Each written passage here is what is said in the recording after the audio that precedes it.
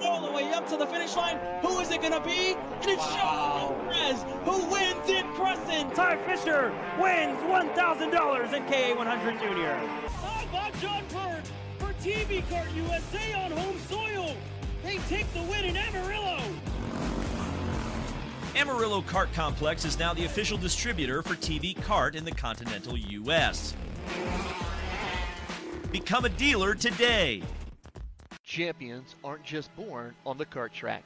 At SimShop, we deliver professional-grade simulators with the best performance-to-price ratio in the industry.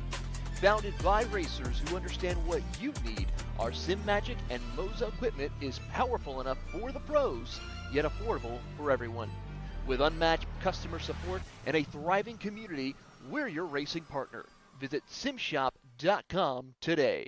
Are you ready to get behind the wheel? From Formula One to NASCAR and IndyCar, all the pros start here.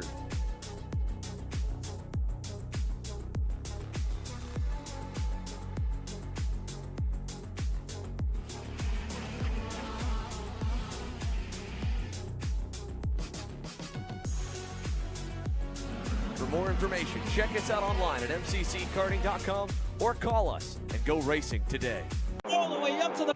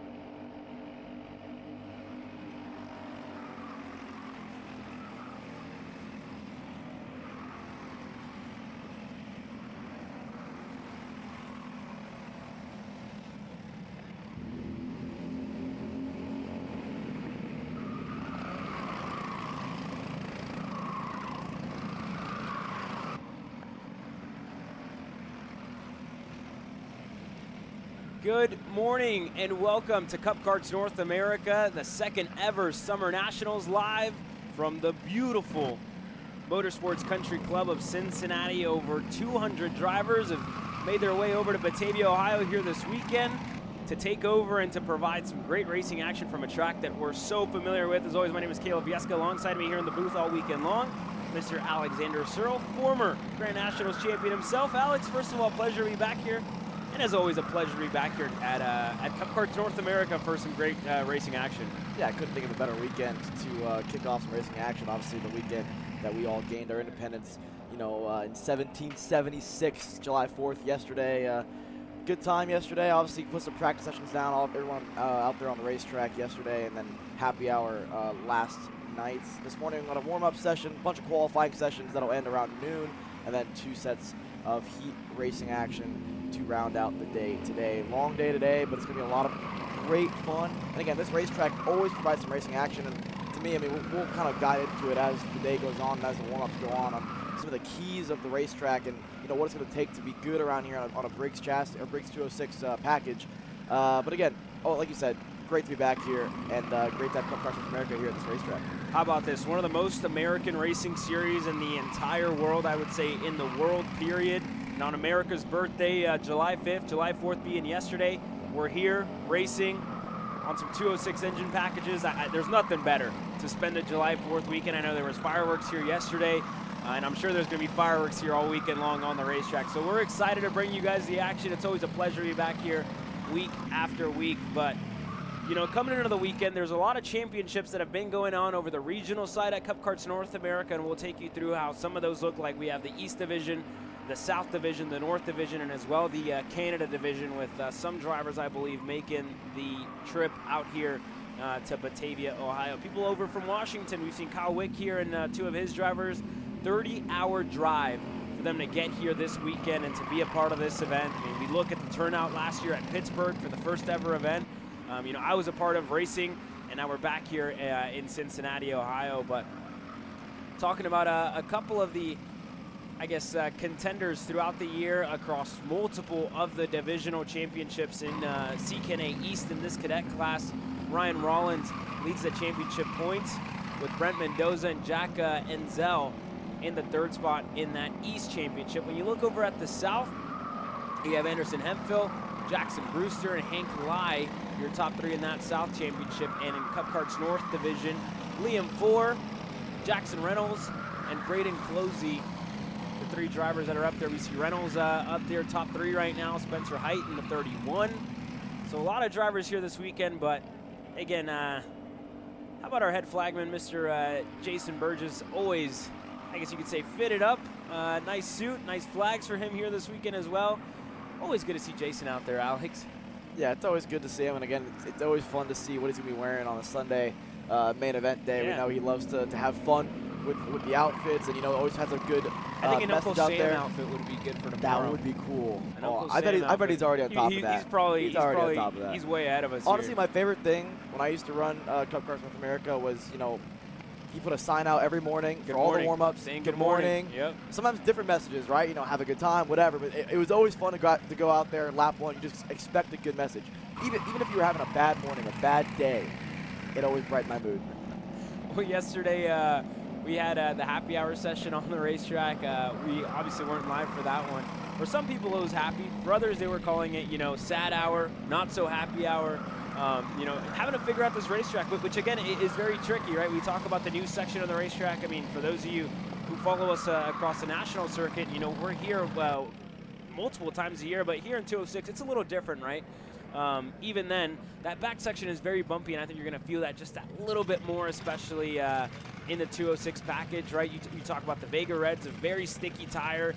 And again, this is a racetrack that puts down the rubber, right? You've seen turn 1, you hear the tires screeching, right, in the last corner as well. So very, very technical sections. I would say, you know, the left-hander, it's one of the ones that's been super technical, Alex, throughout the years here. And as well, turn 1, flat out, completely in these 206 engine packages. But I'm excited to see the racing. You know, the runs to the line, that's going to be one of the things that we talked about yesterday whenever we rolled up to the racetrack, right? You kind of see those things on the 2-cycle side of things throughout the year, but here this weekend, you're going to see drag races all the way to the line, I think, all weekend long, and that's going to be exciting. It's going to keep us on our toes, and, you know, we can't call any race too early here this weekend, Alex. Yeah, we've spoken about it all throughout the years that we've been here, right? And it's one of the situations where, you know, the slower the engine package, the more the draft comes into effect. And that's why when you race the Briggs & Stratton 206 package, the draft is such a big, you know, factor in the racing. On a racetrack like the Motorsports Country Club Cincinnati, the last couple of corners, you have a slow hairpin followed by a right kink, which is easy flat in every class, into a long run to the finish. And again, that's going to play a major factor, Caleb. I mean, we spoke about it, right? We've seen close finishes throughout the races we've watched here, no matter what engine package, right? Whether it's, you know, the Micro, the Mini, the KA, the X30, even Shifter. But here in a 206, I think it's going to add just another added element where, to me, I would not be shocked where you're going to see drivers purposely not want to lead into the last corner in the last lap for situations like that. Because this run right here, through this tight left and the slow right-hander, you bog down so much through here that if you set it up properly, the run to the line is so long that, especially if you have somebody helping you behind them, it's pretty much a free pass down the front straightaway. If you have a situation like this where it's 2 go-karts hooked up together, it could be a little bit tougher to pull out a line and make the move. But again, whenever you have a long run on the line, you got to think of tracks like Talladega on the nationals, on the NASCAR circuit, right, where you never want to lead heading to that finish line because it's so long into the embankment. It's almost into turn 1. Same deal here. Yeah, that's going to be one of our biggest passing zones, which we call turn 4. Turn 1, the flat-out left-hander. Turn 2, hairpin. Turn 3, the little right-handed kink. And then turn 4, going to be one of our biggest passing zones I think that we're going to see all weekend long. You see a lot of sends through there. Turn 2 is another one where you can really trip up your opponent, slow him down, and really ruin that momentum that they can be building up throughout the session. But even then, right, we've seen a lot of drivers, you know, we do a lot of the MCC Pro-Ams. Alex, myself, and yourself have had the pleasure to announce them here in the amazing Pro-Am Championship that Sean Bailiff has going on site. We've seen a lot of these drivers already throughout the year, right? You know, even on the club weekends where you have drivers going up on 2 wheels. I've seen Ben Lyda do that. You know, Matt Lyda has been, you know, racing out here as well. Eli Fox has raced here in the shifter class. But for a lot of drivers that are, you know, just, you know, really on the 206 stuff alone, it's the first time they're going to be here throughout the year. Or for some of them, there's a lot of first-time drivers. You know, we have drivers from the South, drivers from all over coming here to race here this weekend that are seeing a brand new racetrack, seeing how it reacts for the very first time, right? And I think that's going to throw a wrench at things nonetheless for some of them. But how about we look at the North Division here in Senior Heavy at Cup Karts North America. Matt Lyda and Ben Lyda, the 2 brothers, lead that championship, first and second, with Riley Stasny in the 3rd spot. Katie McDaniel for LSR Motorsports to Connor Lund, and then Nick Zobiak sits 6th in that North Championship. Some of them missing some rounds here and there. But in the South Division, Owen Lloyd, we talked about him, South Georgia Karting, the work they've done throughout the year to run triple duty. Talk about Owen Lloyd, the MGM, just right behind this group of 4. The white suit, red helmet. He's done a really good job throughout the year, right? You talk about Charlotte, he was really quick there.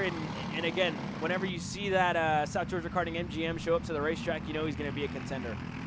Yeah, I mean, looking at the results yesterday, if you go back just to happy hour alone in the Senior Heavy Division, Owen Lloyd put 4 tenths in the field in yesterday's happy hour session. Obviously, a lot of, you know, draft has a lot to do with that, just clean track. But if you put 3.5, 4 tenths on a field in which usually it's covered by a blanket, it means you're rolling pretty good. And again, that's not to take anything away from what we've seen from the guys like Eli Fox, from the likes of Mark Steele and others. But I mean, Owen Lloyd has been the one to beat all weekend long here in the Senior Heavy class, and we just saw it, right? I mean, it was a 4-car pack up front in this warm-up session. Obviously, they were battling quite a bit, but Owen Lloyd already in the bumper of these guys. And again, he's a driver that, you know, whenever you talk about Cup Karts North America, he's probably one of the first drivers that comes to mind. Oh yeah, and again, that goes without saying. You talk about the senior medium class, senior light class. Colin Warren, he's always one of the names that we talk about when we come here. Right behind Owen Lloyd, Brady Atwood, he leads the championship at CKNA East, currently in the senior heavy division. And again, he's on an MGM as well here this weekend, supporting Paul and April Rice's operation, who are here this weekend. Pretty good numbers for them as well for the BJR PPK team here this weekend on the Coyote chassis. Jim Lapari was here, John Seglum as well, all on site. And as well, his X30 race winner, now Paulie Massimino doing all the coaching for them as well to get James Overbeck up to speed. Christopher McKeithen, 2 drivers that I'm sure we're going to see up there at the front. The same is said for Mark's doing his operation. He's racing senior heavy. Again, you look back at last year, him and Owen Lloyd, a drag race all the way to the finish line in that senior heavy main event there, Alex. Yeah, for sure here as warm-ups start to come to a close. There's still a minute and a half to go, but these warm-ups are pretty short, just like the qualifying sessions coming up here, Caleb, where, again, there's a lot of qualifying sessions because they're split up into 2, sometimes 3 groups if you're in the senior light class, but they're short sessions. And that's why, to me, if you're in this warm-up, you've seen a couple drivers already bail out 3-4 laps into their warm-up session because there's really no reason to go more laps than that.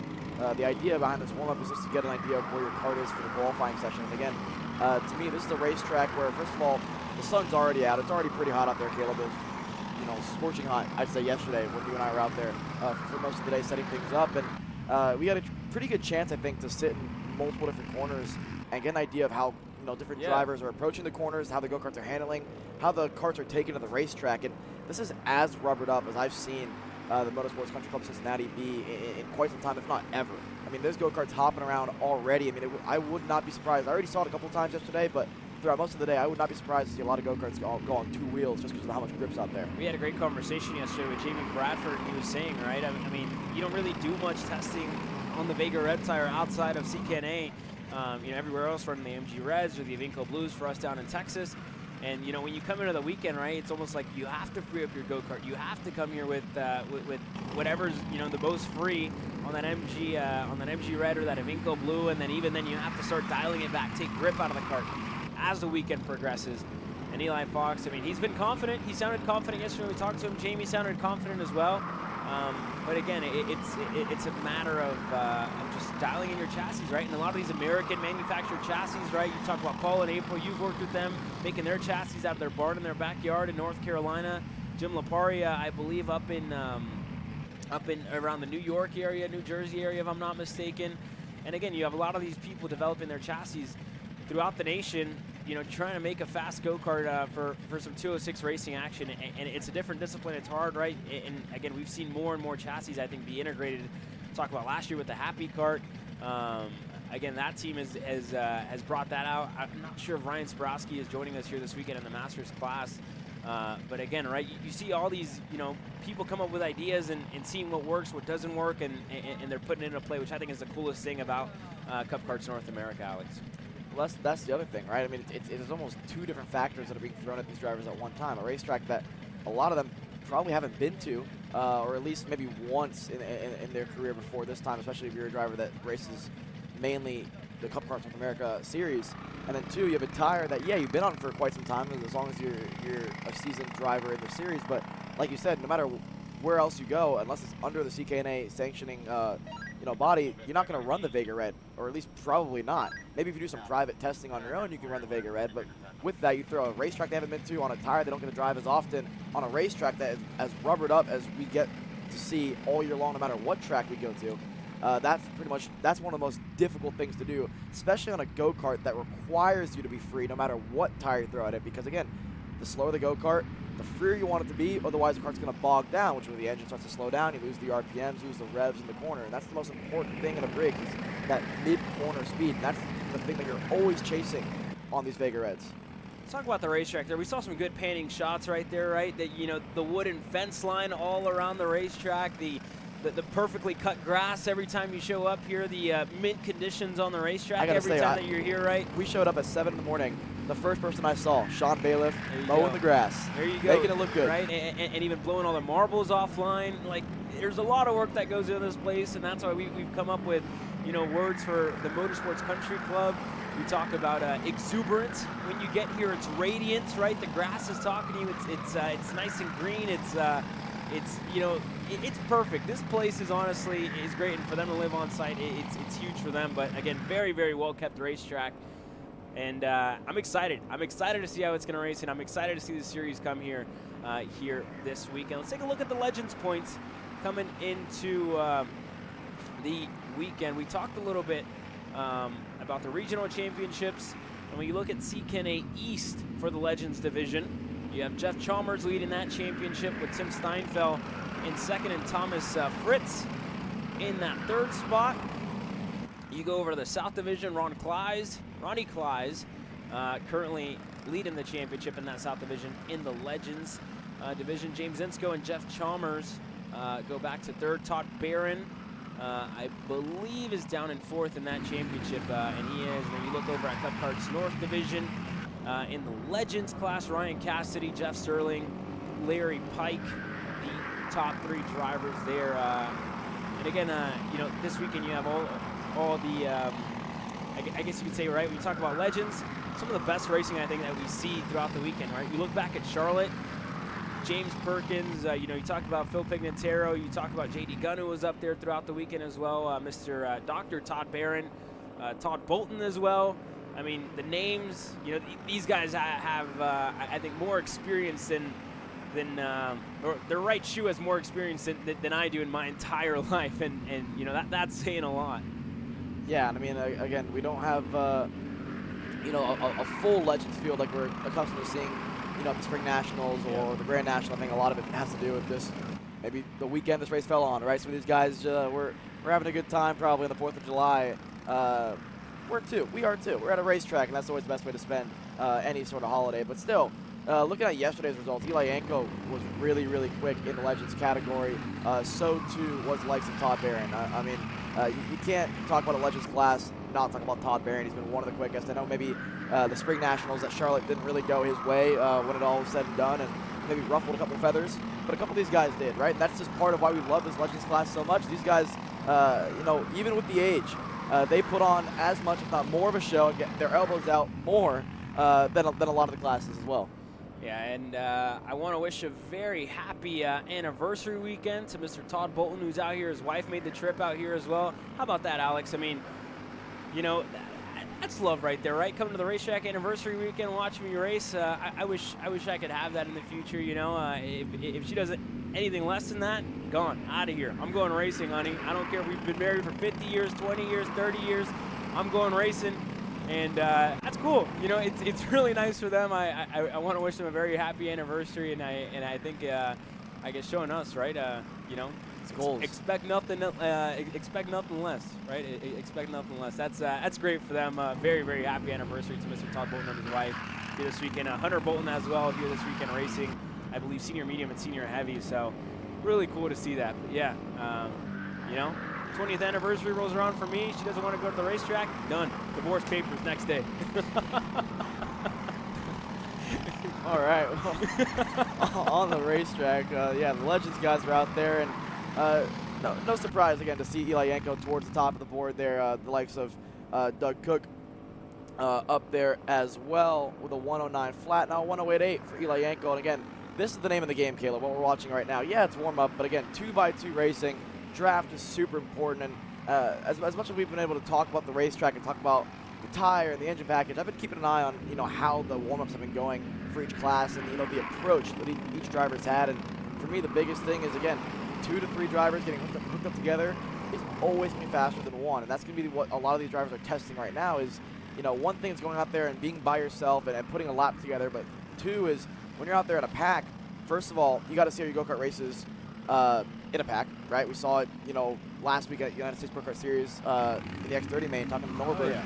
Used to leading the whole weekend, got pushed back, kart didn't race as good, right? The go-kart's going to handle a little bit differently. Number 2, Caleb, you know this as well, right? When you're in a pack with somebody, you got to change gearing quite a bit, right? You don't want to be in the same gear that you would be on a normal lap by yourself, because you're going to be on the limiter a lot. We call it the chip, right? And so again, that's just another thing that you're testing out there, and you would have already tested that throughout the day yesterday. But for some guys, things are going to be different today. Who knows what the track's going to be. It should be a little bit quicker probably this morning, even just with it's a little bit cooler now than what it will be later on in the afternoon. So I think a lot of drivers might have maybe freed it up a little bit. And you also have to test and think about the idea of, well, new tires for qualifying. The go-kart's going to be stickier. You got to free it up. So maybe some drivers are testing that as well. So again, there's a lot that you can do here in the warm-ups, and I know that was something that I did a lot with my day with Paul and April Rice. Is, you know, in the warm-up sessions, I was not concerned at all about my pace in the morning. If anything, I was probably happier to be slow, because it means I'll probably be quicker later on when it actually matters. Yeah, out there leading this pack, Tim Shutt currently, Mr. Timmy Tech himself. We've seen him race Cup Karts North America many times. You saw him race the Grands, I believe, last year as well. I know we got to interview him after a couple of heat race victories. And if I'm honest, so much racing went on for CKNA Grands 8. Don't really remember where he ended up at the end of it, but I know he was fast throughout the weekend, and I know he's going to be fast here this weekend, and I think you're seeing that. He's up in the top 10, currently 7th. Your topic on gearing, Alex, to me, very interesting, right? Because I feel like any racetrack that you go to, especially when you're, you know, out here in the qualifying session, you get split up quite significantly, right? You're staggered by a good bit. So if you do want to find yourself within a good draft, you're going to have to burn a lap. And that's, you know, that's time that you're leaving on the table there pretty much. So I will say any track that you go to, right, and there's going to be a qualifying gear and there's going to be a race gear. That race gear should be longer, so you should have less teeth on that rear sprocket than what you should see in qualifying, right, to race in that pack. And I will say, right, in a class like this that's so momentum-based, that's so draft-based, you're not going to see anybody pull away. You're not going to be fast on your own. It's going to be a matter of working together and how well you do that, right? And I think if you don't do that well, if, you know, disagreeing with another driver here and there, it's going to show on the racetrack, and I think it's going to show at the end of the weekend as far as results go. We'll see it all unfold. We'll see it all play out as well as this weekend goes on. It's going to be, I think, one of the biggest things to look out for here this weekend. The draft is going to be massive with that back straightaway, the front straight, right? A flat-out turn 1. You know, you talk about super speedways, Talladega, Daytona. where you pick a lane, inside, outside, pushing partners. That's all going to come into effect here, and I think we're going to see that a lot, especially in turn 1 and in that last corner, where you have, I guess, biggest runs, on the limiter or on the chip, like you like to call it.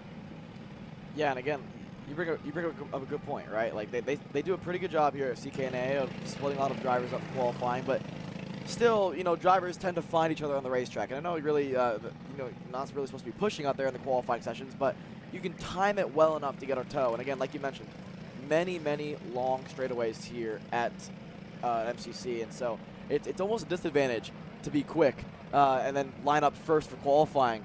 So you're going to see a lot of drivers, I think, probably play some games in qualifying, which is, we saw the same thing at Charlotte. Some drivers elected to just go out there and just put a couple laps down by themselves, but oftentimes the driver that went out first in that session during the Spring Nationals at Charlotte were a little bit slower than the ones that went out behind them, just because, again, one, you have that rabbit to chase, which is, to me, one of the most underrated factors in racing is, again, the rabbit. And what we mean by that is a driver in front of you, right, no matter the distance. As long as you can see them and they're in your view, we call that the rabbit. And again, you tend to drive a little bit faster. And I think, again, you could probably attest to this too, Caleb, right? Whenever somebody's in front of you, all of a sudden you kind of are able to brake later and turn in later and carry more speed through a corner. It's pretty miraculous. And then also you get the tow as well, which is a bit very beneficial. So there's a lot that we could talk about in qualifying. We'll have to wait to see how the sessions actually play out to see what the actual strategy is. But nonetheless, out there on the racetrack, Kid Kart hitting the track, and there's the good morning sign from Mr. Jason Burgess. But I got to talk about one kid here in particular, Caleb. Liam Vaughn. Him and his dad came up to us this morning here at the RV and just wanted to introduce himself. And again, the kid, a little shy at first, but super cool and awesome to meet his dad as well. And just, again, for sure, we always talk about how the mini and micros are the stars of the future. These are the stars of the future as well, Caleb. Oh, yeah. I mean, it's always great to see some kid kart racing action here with us this weekend. We have, looks like 8 drivers total out on the racetrack here this morning. Drivers from all over the country coming out here to race this weekend. Talk about Liam Vaughn in the number 10. And again, we're excited to see him out there with the MGM family here this weekend. Right behind him, the 75 of Maverick Reddick out of the state of Texas. We saw him get his first big regional race win over in Amarillo for the second round of the Texas Sprint Racing Series. But that being said, Maddox Nieves, who I believe was really quick all day yesterday, he's been quick throughout the happy hour sessions yesterday at the end of the day. So we'll look out for him. And again, we spent all weekend in Charlotte calling him Knives, and it's Nieves indeed. So good to see Maddox back out here with us again for some more racing. But taking a look at the divisional championship points here for the kid kart classes, and again, we don't have everybody here with us here this weekend, but again, worth the look here. Over leading the Cup Karts North America East Championship in the kid kart division, Sophia Mendoza, her number 13 machine, has a win already on the year, dating back to May, and then you go to day 2 of that round where she was able to win again. And then, again, 3 wins on the year for her on the Cup Karts North America East division. Look at the South division here in kid kart. Been a very competitive class throughout the year. You look at Maddox Nieves, we were just talking about him, the 23, who's out there on the racetrack. He's currently the championship points leader down in the South. With a couple of more drivers, talk about Kip Knaus, little Kipper. Not with us here this weekend, I believe, but he's down in 4th. Again, Beckett Hemphill as well. Finds himself 2nd in that championship. The driver on your screen there, the 75 of Maverick Reddick, currently 7th in that championship with a podium finish for, I believe, was not the first, but again, still looking for his first national podium here at Cup Karts North America this weekend. But he finds himself down in 7th in that South Kid Kart Championship. You look over at the North Division, William Heckman currently leading that championship with Colt Morgan, and Maverick Reddick having 1 round to his name as well. He's 3rd in that North Championship. So again, a lot of drivers, been busy throughout the year. It's good to see them again everywhere we go, Alex, right? So really cool to see them, and again, just out here having a good time, right? Being in that national paddock, aspiring to be here more often, right, in the future. Well, that's the thing about Cape Car, right? It's less about, the result itself. And again, that's always part of it. And obviously, that's why all the parents and the teams put so much effort into it, is because we want the kids to do well. But the whole point of Kid Kart, for me, the way I always looked at it, even when I was young as well, is you got to make sure, first of all, the kid enjoys it. That's the biggest thing, right? You make sure the kid enjoys it, have a good time. That's the number one thing. That's why a lot of times in Kid Kart, it's just ensuring that everyone is safe, which is important no matter what class you're in, but just making sure that the kids are enjoying themselves. And that's why a lot of the times these kids are best friends. And it's always so funny for me to see, as we've talked about this before, Caleb, where as you go up the ranks, the friendship circle that you have in racing tends to diminish a little bit, right? Everyone's buddy in Kid Kart, even throughout the cadet era. And then also you get the junior and senior, and you get more competitive. And yeah, you're buddies, but you're buddies with a couple less guys. Whereas in the Kid Kart class, everyone's friends. Everyone's having a good time. That's the most important thing. That's cool. I saw a couple of these kiddos sharing some umbrellas yesterday. See, that's the whole point. Right, sharing some fans, and that was my next topic. I was meaning to talk about this. I got to give some respect to the Midwest, right? Me, yourself, down from the South, right? Florida, Houston, very humid areas, very hot areas. And to our surprise, yesterday, some newfound respect for the Midwest, right? It was bad. Summer exists in these parts. Yeah. I didn't think it did, but it does, and it gets hot here. And I will say, for drivers doing double duty, triple duty, that heat is going to sink in after a while. You're going to be sweating, going to be sticky. I've never been more happy to go home and take a shower, but I'm always happy to go home and take a shower at the end of the day. But yeah, I shower off. I was gonna say, what are we saying here? I don't want to get it mixed up. I'm gonna scoot my chair away a little bit here. No, I mean, I would say it was nice to have a shower yesterday after being out here all day, setting up cameras, setting up tents, setting up antennas. It felt like the hottest day that I've been a part of this year, all year yesterday, for sure. It was hot at Road America last weekend, but this weekend might take the cake. Yeah, I mean, it caught me by surprise, right? For all this to kind of surprise us the way it did. But again, last couple of Kid Karters working their way into the pits. Wow, everyone's gonna think I'm stinky now. Yeah, I mean, that being said. No, I'll vouch for you. I'll vouch for you. If somebody asks me, I'll say that. He's a clean guy. He's a clean guy. Spends 10 minutes on his hair in the morning. This is true. This is true. Always the last one's downstairs. But, look good, feel good, announce good, hopefully. Yeah, look good, feel good, announce good, race good. Something like that. Yeah, something along those lines. Anyways, we'll let the pros stick to it. Senior Light getting set to hit the racetrack. One of the most competitive classes here this weekend, Alex. Talk about them. The light division, very, very competitive, everywhere that they go. And again, you talk about the likes of Colin Ward, who's here joining us this weekend. Dylan Amundsen made his move back to MGM, back to home pretty much with Paul and April Rice's camp after a short stint over with TS Racing and the VLR team, where he found some success at Cup Karts North America a couple of years ago. And again, we'll see him this weekend. We saw that return back in Charlotte. So wanting that win for sure here this weekend, and wanting to take the fight up to a couple of the MGMs who've been fast, like Owen Lloyd. He had help from Colin Aiken as well back in Charlotte. We're going back and forth in heavy, light, and again, Colin Aiken not with us here this weekend. So just a one-man show for South Georgia Karting and Owen Lloyd. Yeah, when you talk about senior light class, there's a handful of names that you have to talk about immediately. One of them, for sure, Colin Warren. Another one that's kind of put himself on that list in Lorenco. He's been super quick this weekend, not only in light but in medium. This has been the Warren and Lorenco show so far as of yesterday. Warren topped the board in happy hour, Lorenco second. Senior medium rolls reverse. Lorenco first, Warren second. Those have been the two guys that have been, I think, inadvertently kind of working together. They've been two of the quickest guys all weekend long. Overbeck's been up there as well. Isaac Malquit, little sizzle. He's a driver that if you see him out there on the racetrack, you might think he's out there with the wrong class. He might look like he's in a junior. He's just a tiny guy, but he's in senior. He made his senior light debut at the Spring Nationals at Charlotte a couple months ago, and he was quick. He was probably 2 laps away from potentially a win on debut. Talked to his dad yesterday and said, listen, he actually took that one on his shoulder. He said, I messed with tire pressures. That's why Isaac kind of fell back on the last 2 laps. Yesterday, Isaac never was out of the top 3 in senior light practice or happy hour. That's huge. right? With the amount of competition in this class, that says a lot about a kid who's very young. I believe 14 years old, about to be 15. Still very small, right? There's 80 pounds of lead on that go-kart, making it possible for him to make the move up here. And from his debut, that dates all the way back to Daytona Kart Week. You know, the likes of Colin Warren said, you know, this kid is going to be one to watch throughout the year. He's going to be one to keep an eye on, to keep the stopwatches on throughout the weekend.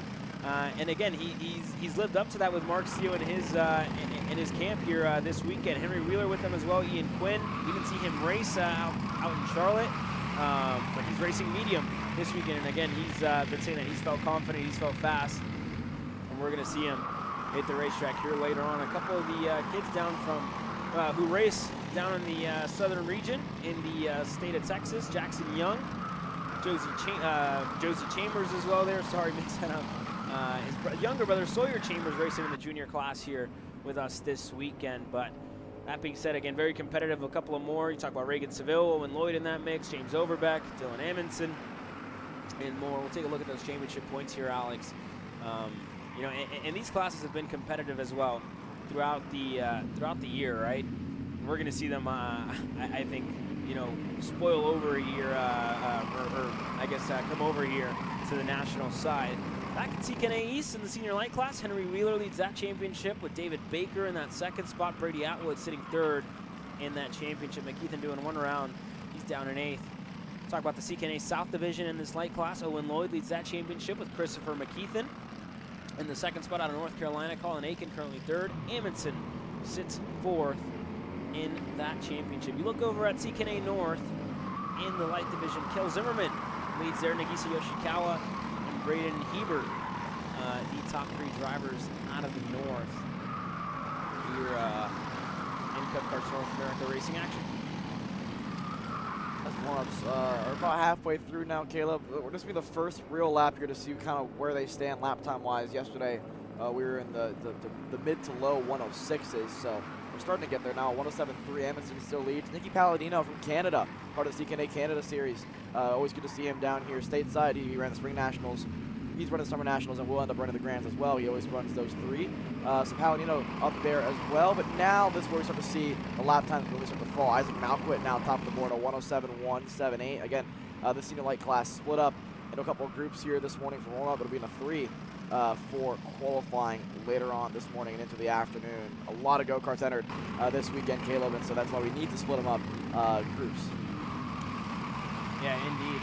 Right, we kind of look down the order here. 20 drivers out on the racetrack now, so I would assume we have another 20 that are getting set to work their way out here later on, or just right after this session concludes. The groups, I believe, split into 3 or 4. Splitting in 3s here, Alex. You want to run us down that qualifying schedule and format? Yeah, so it'll be 2 here for warm-ups, 3 it'll be for the qualifying sessions. So we'll have junior A and B, senior light A and B, medium A and B here for warm-up sessions. We already had junior. We're at senior light A. Down for the qualifying sessions here, very short qualifying sessions. The turnaround time is 8 minutes out of the gate and ready for the next class in 8 minutes. So really 5 or so laps for qualifying. 4 laps for qualifying. 5 minutes is the allotted time. Junior is going to be split up into 3 groups. You got the bottom third, middle third, top third here for junior cadet by themselves. Heavy bottom and top half. You have the Legends class kid karts. They're by themselves. Small enough field they can get out there all in one go. Senior light, even though it's A and B here this morning, they're going to be a bottom, middle, and top half for the qualifying sessions. Then you go to Sportsman, bottom and top half. So again, 2 groups of Sportsmen. Masters are by themselves, and then medium, same deal. Oh. Bottom, middle, and top third for them as one of the Steel Motorsports machines off the racetrack. It looks like we're climbing the hill there, Caleb. Yeah, it looks like it's just right before that left-hander, but even then, that was Tyler DeSorias, who was up inside of the top 10. Just fell out of it.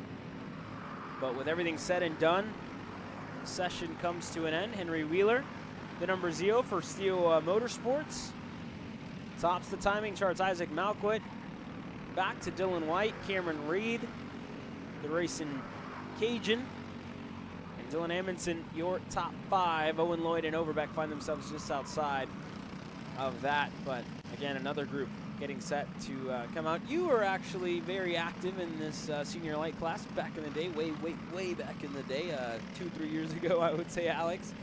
You know, 5 years ago, really? Wow, I'm getting old, man. That being said, right, I feel like it's very different whenever you have, you know, 360 pounds on the go-kart and then you take off another 20. It almost feels like you're kind of different go-kart. Right, getting rid of an anchor, Different setups are kart. different, and for a lot of drivers who are using the same chassis for 2 classes here this weekend, talk about that a little bit. Well, that's hats off to those guys. I've done it one time where I ran the same go-kart for 2 classes, and the amount of work that goes into it is, it's almost not worth doing. You almost would rather spend a little bit more, you know, and you know, at least rent a second chassis. Every time that I've done double, triple duty, I've usually had 2 to 3 chassis, and I've been fortunate enough to do so. And it does make life a lot easier, because for the drivers that can't do that and the ones that are sharing one chassis for 2 classes, there's a couple of risks involved, right, Caleb? Because first of all, you risk getting in an incident, and then all of a sudden 2 classes are kind of, you know, at risk, right, instead of just 1. 2, the work that goes into it. You're first of all taking off lead. That's not a whole lot of work, but it's not just taking off lead, because you're going to have to change a gear, because the gear ratio changes when you go up to medium versus light. Setup might change a little bit, right? The way that the Vega gets treated on a medium versus a light, or even a heavy go-kart if running triple duty, is going to be different. The setup's going to change. So all of a sudden you might be on a different axle from light to medium. You might be on a different rear width from light to medium. That's a lot of work. And again, there's enough time between classes that, you know, drivers and mechanics and teams are going to have time to do those changes, but it's not a lot of time. And so then, again, for the drivers that are changing over chassis, which we know of a couple people, Caleb, that's a lot of work. And that's where my hat goes off to those guys, especially in the heat today. So everyone in the paddock here, please stay cool, get fans, drink a lot of water. I know it's hot out there, and again, for the drivers that are putting in double duty, even just by themselves, single duty, I know it's hot out there. I know it's rough on the body, but again, that's the biggest factor, right, Caleb? And so for the Owen Lloyds of the world as well, you know, a lot of work goes into what he's doing to make it all happen. Obviously having multiple different go-karts to make it work, but the setup changes, and that's where a lot of work is done on Friday. You know, you get 3 practices and you get a happy hour to dial in 3 different chassis setups. Yeah, it's huge testament to all the dads, the mechanics, right? They're usually the ones that find themselves, you know, driving those 15-hour drives, either more here this weekend, while the driver, the kid, right, sleeps for 10 hours on the trip, wakes up. Are we there yet? Are we there yet? Seems like you're acting out of experience here. No. I mean, I just saw a lot of Facebook posts leading up to the weekend. People, you know, co-pilot already out 30 minutes into the drive, an hour into the drive, you know, co-pilot's out, you know. So saw a lot of those coming up here this weekend. So, again, that's a huge testament to the dads, to the parents and mechanics, right, who are here this weekend. And I would say a tougher one, right? Probably dehydrated. July 4th was yesterday. There's a lot of water today, maybe, perhaps. It's hot. So, yeah, that being said, watch some warm-up action here in senior light, Alex. Yeah, the next group of senior lights heading out there onto the racetrack now. And again, this morning we saw a 106.7 get put down by the likes of Dylan Amundsen there. So the best lap we saw yesterday in happy hour at 106.3. Obviously, tires going to be different. Your approach to the session is going to be different. And lap times aren't so important this morning. If anything, it's not as much of an indicator at all of how you're going to qualify. It's more of just getting your go-kart dialed in. This is probably a group that I'd love to be a part of, right? Any group of more than 2 go-karts is a good group to be a part of, to see how you kind of fare in racing action, right? Because, like you said, qualifying, you're going to be split up. But you still want to know how your go-kart's going to handle, because, again, you don't get another chance to do this until the first heat race. I don't want to find out heat 1, oh, I'm on the wrong gear, right? And you should have probably done that yesterday, but again, racetrack is different today. The racetrack is going to constantly change, and every time we come to this racetrack, we know that MCC tends to get grippier as the weekend goes on. But I will say, I've had a couple people tell me that, listen, they get to a point where it's so hot outside, this track gets so much rubber down that it almost gets greasy, and the kart starts to slide a little too much, and then your setup changes again. So we'll see if it gets to that point. We're not at that crossover just yet. Right now we're at a point where you watch go-karts go through turn 5 and 6 here, and again, a lot of tire noise, seeing a lot of hopping into the corner, a lot of, you know, go-karts struggling to rotate, and that's always the name of the game at a 206 is you never really want to be turning into the corner. You almost want to be having a slight counter steer, and that's how I know when a go-kart's handling pretty good. And you talk about the sidewalls here as well, really soft on the Vega Red tire. So again, having to deal with that, you know, the rims that you put on, people have tested a whole lot with that. But a couple of the standouts in this class that we talked about, Just a couple of weeks ago, last month in June, we saw Kelvin Zing get back up to the top step of the podium for the AR Academy, MGM, and Jam Racing, where he was able to take the first spot over in Amarillo, Texas. And his teammate making his first national start here this year, Carter Kilgo. First national start ever, I should say. The 604 makes the trip out to Batavia, Ohio. But again, to me, one of the coolest things, right, is seeing the variety in chassis, seeing the variety of people here. It's really cool to see, right? So people putting out the back of their trucks in a small trailer, family, father-son duos. Really, really cool to see here this weekend. And even a lot of these drivers, right? Some of them wrenching on their own stuff here, and others with a little bit more help. Well, that's always been one of the coolest things about the series, right? Is you go to a different national series, and it's more and more rare to see privateers, father-son operations show up to an event, and do well. But here at Cup North America, it's an inviting situation, and it's welcoming, right? You can actually show up back of your truck with a go-kart, you and your dad, you and your mom, whoever it is, right? You and your brother, and have a good time and perform well and do well. And we see that a lot. And Caleb, you and I got to run the paddock a little bit, and lots and lots of RVs, which is one of my favorite parts about this whole racetrack. Is you walk down, there's an RV section. People were grilling yesterday. Oh yeah, American overalls and all. There's disco balls in that tent. I love it. It was awesome. It was awesome to see that. It felt like right? a NASCAR event, dude. Yeah, I mean, yeah. If you want, yeah. It did. I was running the paddock, and I'm like, dude, I've seen this at Daytona. I will say this: I haven't seen one frowny face here this weekend yet. It's not possible. Yeah, I mean, I'm happy. You happy? I'm having a great time. I bet they're happy too. If you had a good happy hour, right? If not, sad hour for you. Think about that overnight. But yeah, that being said, no, it's awesome. Even with the RVs here all lined up, right? You have the campfires going on at night. People out here having a good time. Laughing it up, talking about racing. Great time, great environment. I would say to really be a part of here this weekend and every weekend when you come out to MCC. I think one of the tracks that really stays alive at night with all the RV hookups that are lining up the fence line. To me, really cool vibes out of this place. Well, warm-ups are halfway underway now at this point. We're 2 laps in, almost on lap number 3 now for a lot of drivers, and now the first set of hot laps are starting to tick down. McKeithen, a 106.4, is one of the fastest laps we've seen all weekend, actually. Happy hour yesterday, the fastest lap of the day was set by Colin Warren at a 106.3, so we're already almost matching the pace of what we saw in happy hour yesterday. Now, the question is, what did drivers elect to do tire-wise? Right? Did you go out there and put news on? Did you go out there and put scrubs on? Or are you on old tires maybe? And just to get a feel for how your cart's going to feel maybe on heat number 2. Who knows? That could be part of it, because again, it's a big difference from what McKeithen just ran to what the rest of the field is able to run. A 106.4 versus David Baker's 106.8, second best here in this group. So again, a lot of warm-up, especially in CKNA, is strategy. You don't really know what drivers decided to do with their setup, with their tire allocation. But I think for McKeithen here, I'd be surprised if it wasn't a scrub or a new set. I'd be shocked if that was an older set to do that set of that type of lap time. Or it could be a great indicator of how good the track is right now. Okay, look at the time for us. Pylon on the left-hand side of our screen hasn't updated yet, but McKeithen currently quickest. Aidan Lorenko to rookie Jordan Klein in the 7:16. David Baker, Colin Warren, your top 5. Addison Iannello to Nagisa Yoshikawa. Cade Yeager, another one of the rookies.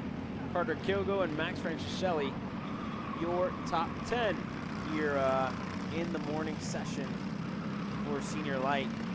We got Cup Karts North America. And again, we're excited to see it all. We're excited to see all the racing action here later on today.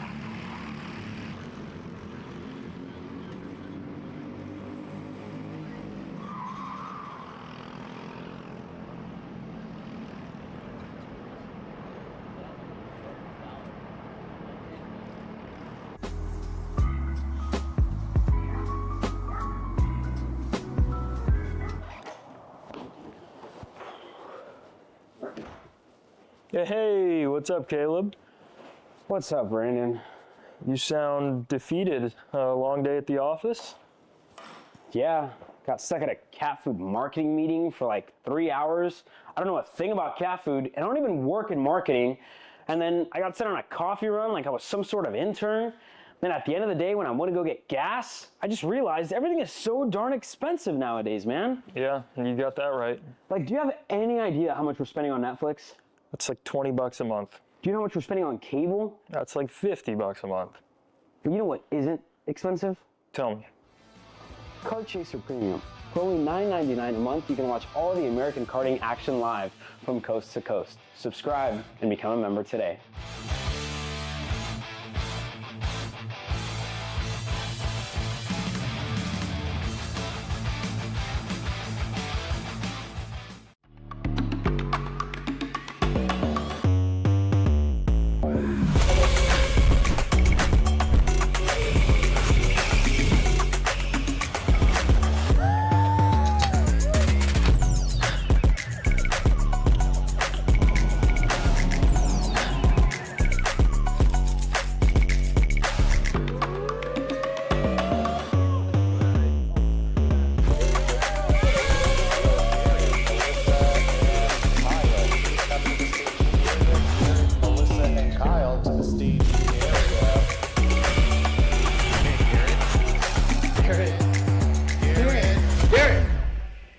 Let's go race.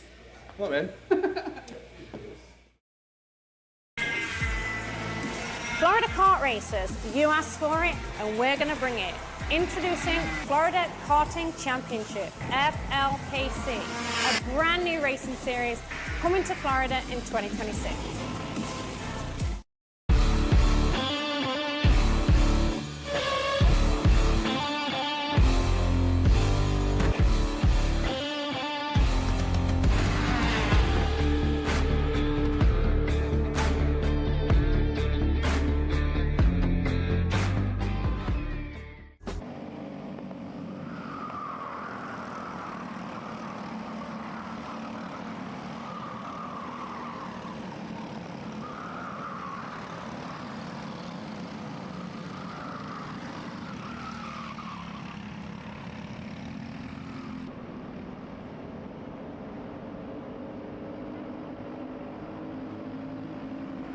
Welcome back here to Batavia, Ohio for the CKNA Summer Nationals. You guys saw on that commercial break? Alex, do you have any idea how much Netflix costs nowadays? I don't try to look at those things. It just exits my bank account, and I see a lot of money go away. It's expensive, isn't it? It's more than $10. What is $10 though? It's actually less than 10. Kart Chaser Premium. For only $9.99 a month, you can watch all the American racing action live from coast to coast. Subscribe and become a member today.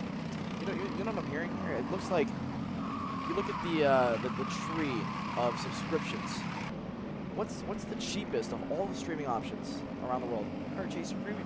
Bang. Only $9.99 a month. And you can watch all the racing action live from coast to coast. And this weekend, you can watch Cup Karts North America heat races and main events here live from the Motorsports Country Club of Cincinnati. Join, become a member. We'd love to see you guys for the main event live streams and the heat races, or you can wait until Wednesday where they'll be released to the public for free. With that being said, again, make sure you do that on a non-iOS device, either an Android or a desktop computer. Apple adds on an extra $3 that we don't see, you know, so just $9.99, Android or a desktop device be the best way to do it. That being said, we'd look forward to seeing you guys, but again, this morning session, free for everybody to view, all the warm-ups as well for the qualifying, then we'll switch over to our members-only stream when the heat races roll around. That being said, Alex, why don't we take a look over at the championship standings in the divisions here at Cup Karts North America. You take a look over at the East. Cole Decker leads that championship with Jacob Gibbons and John Dwyer in the third spot. We move down as well to the South Championship. Ryder Thompson, Dean Sanders, and Harrison Burklow, your top three in that one. Saunders, my apologies there, Dean Saunders that is. And then you look over at the North Division with Daniel Dragonoff, Gavin Dyer, and Henrik McKay. Your, I guess you'd say, 6 drivers that are 1, 2, 3 in their respective championships over at the North, the East, and the South. You're heading into this weekend. And again, the variety of tracks that we hit throughout the year, you know, they were down at Daytona for the South Championship, I believe, a couple of weeks ago. They've been up to K1 Circuit Whiteland throughout the year as well. G&J has been one of the returning tracks onto their schedule as well. But very, very, I guess you could say, widespread of racetracks that we hit throughout the year, Alex. Yeah, I mean, again, whenever you have a series like CKNA, and then you have subdivisions, right, where you have East, the North, the South, and then obviously the Canadian division as well, which also adds a whole set of tracks that a lot of the guys here in the States don't get to go to. But anytime you have that level of, you know, subdivisions inside of one, you know, kind of sanctioning body, you're going to get to go to a lot of different racetracks. And it's cool to see them come to Cincinnati here. It was cool to see, you know, they've been to Daytona obviously in the South Division. We've been to the likes of G&J, great racetrack. I know they had a repave a couple years ago. They redid the curbing as well over there, so they're doing a pretty cool effort over at G&J, you know, to get some more racing action back over there as well. And again, already been to Charlotte, always, again, from Newcastle every single year for the Grand Nationals. But a wide range of racetracks that we go to here on all CKNA accounts, whether it's the national scene or it's on, you know, the regional level as well. But again, a lot of these drivers that we see here on the national scene tend to do the regionals as well. Hey, you were talking about efforts. You were talking about sanctioning bodies. Let's talk about what's new here this weekend, right? We talked about it last week. If you want to go see the whole conversation with that we had with Jamie Siraki, go check that out on our YouTube channel. KC Grid Talk, our podcast, live on Tuesday after every big national weekend. We'll debrief all the action from Cup Karts North America Summer Nationals in 2 weeks' time after the Stars Championship Series Week Conjoined episode, where Keith Warren is going to join us there, I guess, announcing, I guess, a little early. Keith Warren with Race Select going to join us to talk about the new point system that's being integrated here at Cup Karts North America and over at the Texas Sprint Racing Series in 2 weeks' time. Alex, we talked about it a little bit on the show, and we're talking about it here this weekend, right? And I want to say a lot to the effort that Greg Jaspers and his entire team has done. We have cameras here this weekend to help a little bit with the race officiating, and that's great, right? Adding a different view, a different eye to things, and as well. And again, talk about the point system, the penalty system, almost like a license system here at Cup Karts North America. Yeah, I mean, Race Select introduced it, and CKNA is going to adopt it here starting this weekend. And again, it's one of the situations where there's, like you said, a licensing system where you get a certain amount of points allotted to yourself, to your name, and when you reach that limit, you can either get kicked from the next session or even the entire event. And it depends on what you do, right? The offense is going to be different, kind of like any court of law, right? So you look at, you know, for example, avoidable contact, 4 points, blocking 3 points. You can go down the order all the way up to 15 points for unsportsmanlike conduct. Or you might be wondering, how many points am I allowed for a single weekend? Well, 15 points, and you are excluded from the next session that is scored. So basically, if you were to be at 15 points right now, you'd be excluded from qualifying. You get put on timeout. You get put on timeout, and that's a weekend ruiner. No matter what it is. Let's say you get 15 points by heat number 1, heat number 2, you are not allowed to participate. If you reach 25 points, you are disqualified for the remainder of the event. Now, to get that many points, it would take quite a bit of take a lot of hard work and dedication, I tell you what. Take a lot of effort to make it happen. But again, I think there's, and Race Select, CKNA, they've been open to the fact that there's going to be some tweaking involved in the points structure and how it operates. But I'm really glad to see it. Someone had to do it, and it's really cool to see it get implemented. And I hope a lot of series adopt it. And maybe, and like what was talked about on the show and by Race Select, the idea is to hopefully make it maybe one big licensing structure where you get 25 points here, you're also 25 points on just your normal go-karting license, and then it would go to different series. Obviously, we're not at that level yet, but that is kind of the idea behind it. Yeah, you can have a whole separate podcast that's talking about that as well, and we are. And we have. And we have. But no, it's exciting. It's exciting to see it, right? The new system, the point system, free to use for CKNA and TSRS and any series that's using Race Select. So if you're a series out there, club series, whatever, that's using Race Select, again, make sure to, I guess, you know, try that out. Give it a whirl. It'll be exciting to see what we can do. And, you know, speaking of Keith as well, he was saying we're already adjusting it. We're already making changes. We're already modifying it after seeing a little bit. And for Mr. Todd Barron, he's going to make some adjustments as well to that racing line a little bit, finding himself off the racetrack, close to the fence. It's scary out there. I will say we saw. Listen, I've heard people say use all the racetrack, all right? And that's part of the racetrack, I guess. Maybe a little too much. A little too much? Maybe Okay. a little too much. No, but you know, yesterday we were going through some of the pictures that are up on our social media. You know, drivers dropping tires, finding the quickest way around the racetrack, especially in that corner, right? Very fast, and very left. Very fast and very left. I love it. Well, we've also seen drivers through that uphill left, turn 11, I believe, almost cut the corner in a way, right? Obviously, the curb is part of the racetrack, and you're allowed to do whatever you'd like to that line as long as you're not completely cutting the corner. But you know, the line it varies depending on the driver, depending on the go-kart, and with this tire as well, you can't afford to turn in too late there because you actually never made the apex with how much the track starts to bump as the go-kart, as you go wider to the corner here. You can see how dark the rubber is just offline there. And that's not really rubber being put down, more so it's actually small divots through that uphill left. A lot of drivers are staying inside the rubber, especially with, you know, again, how much is being put down already with these Vega Reds. But you'll see a lot of drivers on the weekend probably go tighter and tighter through a lot of different corners, but especially the uphill left. The line by Sunday tends to shift to basically 4 tires on the curb, almost cutting it, just to get the car to rotate in time. Yeah, it's you know, very technical. That back section, very, very technical, and I think we're going to see that happen here this weekend.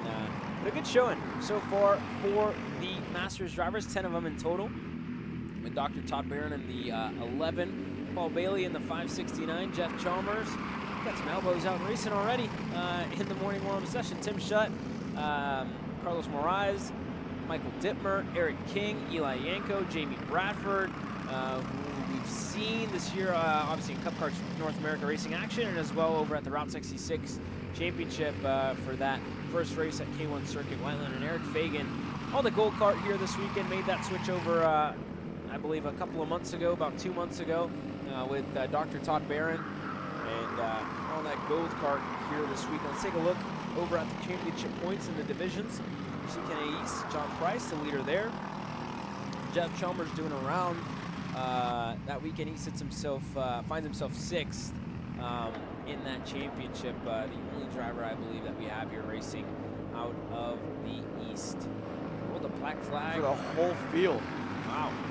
There you go. Well, you said elbows out racing, and Burgess saw the same thing and said, you know what?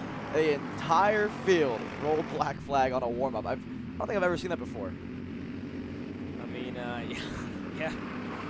There you go. CKNA South Division and Masters. Ryan Sporowski leads that on his happy kart. He's not with us here this weekend, unfortunately, but he is the leader in that championship. Todd Barron finds himself down in 3rd here in that championship. And in Cup Karts North Division for the Masters, only 1 round so far. Ewan Jeffrey, Mr. CRG himself, finds himself leading that championship with 2 race wins on the weekend. There, JD Gunn took part there as well. He's 4. I don't think racing Masters this weekend, though. Just 1 class in Legends here. I'll take a look at that entry list again now. Let's see who's doing what, who's doing where, when, you know, what. I don't know. But you're right. JD's in the Legends only this weekend. Yeah. That's good. You actually had a good conversation with him yesterday, talking about some old times here at Cup Karts North America.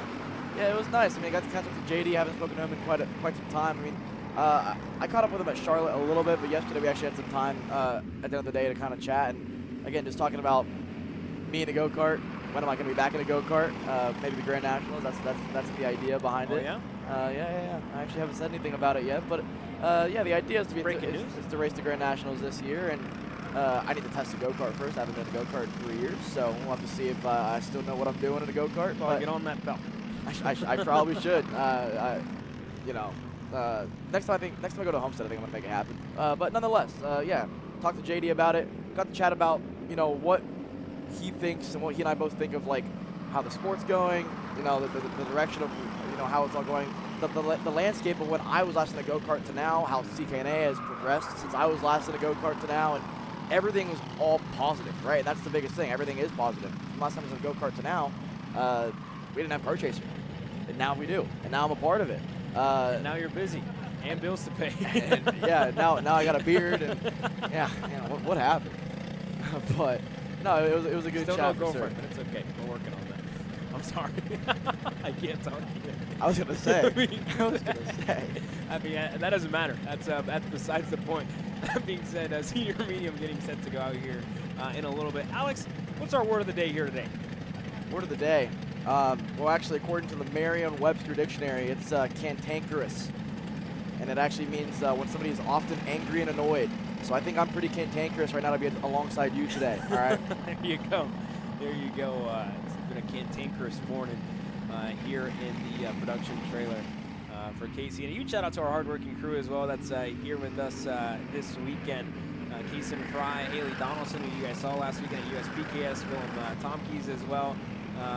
Here this weekend working the cameras. If you guys see them around the paddock, give them a huge thumbs up.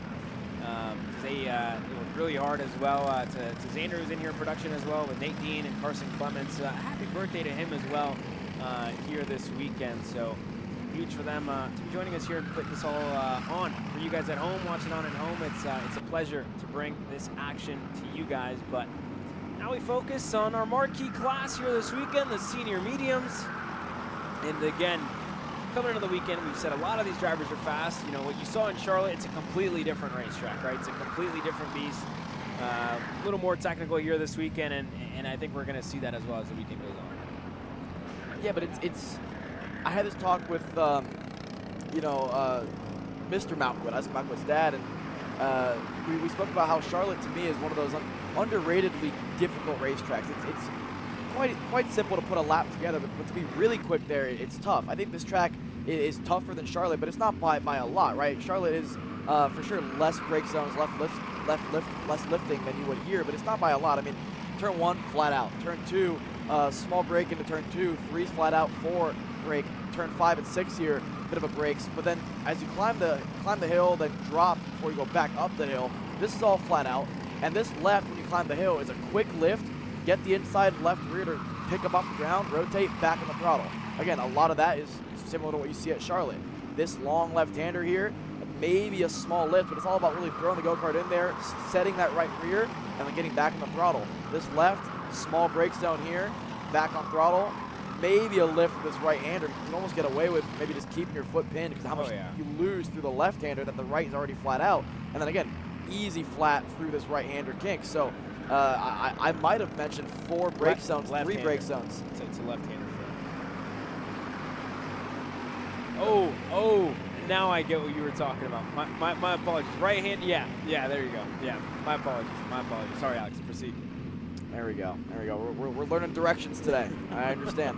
But yeah, there might be 3, maybe 4 brushes of the brake throughout the entire racetrack, and it's pretty similar to what you'll see at all racetracks that you go to in the Briggs & Stratton, engine package. But this track, technical, narrow, which has been kind of a talking point throughout all the classes all the series that come here is, it's a little bit more difficult in the past, but again, anytime you bring a 206 package to a racetrack, the drafting is going to come into a play, the straights are going to be key. And again, straights like this are important, where passes like that are possible. Owen Lloyd making it work here in the warm session. So again, I think I'm going to be very curious how the track races. Obviously, not the first time we've seen Briggs & Stratton 206 action here at this racetrack, but probably the largest Briggs event that I've seen at this racetrack. And so I'll be really curious to see how all the racing unfolds, all the different go-karts, and the amount of people that we see on the racetrack at one time is going to be pretty awesome to watch as well. Yeah, indubitably. It's going to be, I think, one of the coolest things to see throughout the weekend out as racetrack races. And again, we're already starting to see some people not too happy with each other, right? So to start off the day, but that being said, with a look at the lap times, Eli Fox talked to him last night, said he felt confident. At the end of the day, and he looks confident as well, chasing down Cameron Reed out of Louisiana. James Overbeck in that mix, Hunter Bolton. They're just right behind Owen Lloyd. And again, a lot of drivers, right, kind of marking this on the calendar to come out here and race throughout the year. We see that, the big contention over for the Grand Nationals, but throughout the year, right, drivers that keep coming back, that mark things off, picking and choosing their races. Hunter Bolton, one of those where him and his dad sit down, look at the schedule, saying, all right, what are we going to do here in the next month? They were just at Quincy last week, and for him yesterday, had a broken seat strut on the heavy cart, if I'm not mistaken, which, set him on the back foot for pretty much the majority of the day. I'm not sure if it was a heavy cart or the medium cart, which one of the two it was. But again, it's it's been something to watch. Well, the black flag to somebody there further back in the order. But even then, right, you know, it's been a busy month, I would say. Busy year, busy summer as well. There's races every single weekend. I think we're live for 8 straight weekends here. That we're about to go into a long stretch, about 5 or 6 weekends in a row. I'm not sure if it's at 8, but you know, we were last weekend at Road America. We're here this weekend. Next weekend we're over in Cleveland, a couple of hours down the road. We're over in Texas the week after. After that, I think we go to Scusa for the last round. So we're busy. We're busy. Busy's good. We're excited, right? I mean, a bad day at a go-kart track is better than any day in the office. And for us, our office is a go-kart track. So, hey, look at us, man. Who would have thought? Who would have thought, man? Look at us. At this point, I call my house HQ, headquarters, because I kind of just pop in, see what's going on, and then I leave a day later and go back to the airport. That's kind of how it goes. But again, that I wouldn't trade it for anything. So yeah, it's a good time always at a racetrack. Checkers out here for senior medium warm-ups. Eli Warren, a 106.9. Is up there with some of the best laps we've seen all weekend. A 106.8 was the best I saw yesterday during happy hour by Aiden Lorenko. So Eli Warren rolling early on here this morning. Eli Fox, like you said, spoke to him yesterday, feeling good on the MGM. Had a couple of tweaks to make. Looks like they made some tweaks. Up to P2, over back third. Obviously a driver that we always expect towards the top of the field. Cameron Reed, Bryce Frank. How about that for Bryce there? Top 5 here this morning to start the day. Yeah, it's a good start nonetheless. As we take some time here, look at the divisional championship points. We go to the East first in the senior medium class with Levi Getz, currently in command of that field with a win on Sunday back in May the 18th. He put himself 2 months ago, sorry, where he got a race win. But James Overbeck joined the party for the second round last month. Find himself 7th in that championship with a couple of others. I believe Alex Passerino in second in that championship. We move down as well to the South Division. Owen Lloyd, we talked about him, how competitive he's been across all 3 classes. He leads the South Championship here this year in the 119 South Georgia karting machine. Christopher McKeithen finds himself 2nd in that championship with Colin Aiken and rookie Jordan Klein, who finds herself 4th in the South Division Championship with Lucas Steck back in 5th. Dylan Amundsen in 6th. So again, the names are strong down in the South Division at CKNA. Up in Cup Karts North Division in senior medium, Kale Zimmerman leads that championship with Nick Zobiak in 2nd there. AJ Roderick, looks like Ben Latta did a couple. Good McPherson, as well Ashton Wheeler 4th in that championship. But again, 3 divisions, or 4 divisions I should say, with the Canada divisions with their championships as well that have been busy throughout the year. That being said, engines are fired down on grid. We're ready for the second half to hit the racetrack dogs. Okay, the second half consisted of the likes of Wheeler, Colin Warren, McKeithen, Sobiek, Aiden Lorenko, who's been the fastest driver throughout the day yesterday in senior medium, top 4 and happy hour. He'll be in this group as well. AJ Roberts in this group, Dylan Munson in this group as well. And again, this senior medium class, you kind of touched on it, right? This is like the marquee class, but I almost consider this and senior light the same deal, right? I mean, a lot of drivers running double duty, senior medium versus senior light. The difference in weight is not that much that if you can afford to do it, you have a separate go-kart to make it happen if you don't want to do the added work that is, you know, taking weight off and changing setups. But again, senior medium, last class of the day for a reason, right? There's about 20 guys, 30 guys in this class that you can say on any given day can win this thing. And joining us here, I believe last time we saw them was at the Grand National. Saw them over at the IKF Grand National Championships as well. That's returning this year to the state of California. Cole Nelson, his team out of Nevada, I believe, on the Invader chassis. Very, very unique chassis. You see a little different front end compared to the rest, right? Very narrow. You see that Cadet front bumper on there again, on their you know, and they've been quick all weekend long. Cole Nelson's been quick. His drivers as well. We saw Cooper Perez, who was quick out at the IKF Grand Nationals. He's here this weekend again, joining us for some Cup Karts North America racing action as well. Aiden Lorenko, again, you look back at Charlotte, missed one of the main events there, not making it through the LCQ. He comes into this weekend very, very hungry to make an impression on the 4-cycle world. With Aston Ianello just right behind him, she just made the move over to PPK Coyote with John Seglum and Jim Lipari under, I guess you could say, Brandon Drumscrack's coaching as well, and tuning with all the development they've done to that Coyote chassis, Alex. Yeah, I mean, we know how much work has gone into that development for the Coyote side of things, and no doubt about it that Brandon Drumscrack Racing has been a huge help to those guys. They've been they've been kind of joined together. They've joined forces now for a handful of years, and the progress that manufacturer's made, and how good that go-kart looks over the years now is night and day difference, right?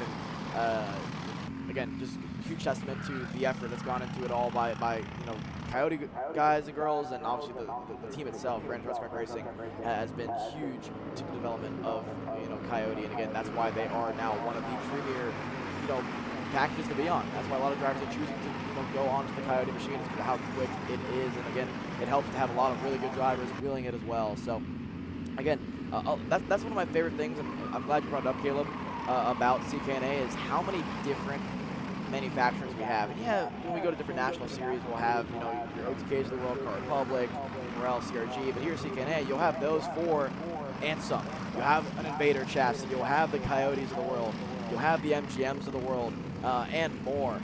And they all are able to do the same thing. Zodiac.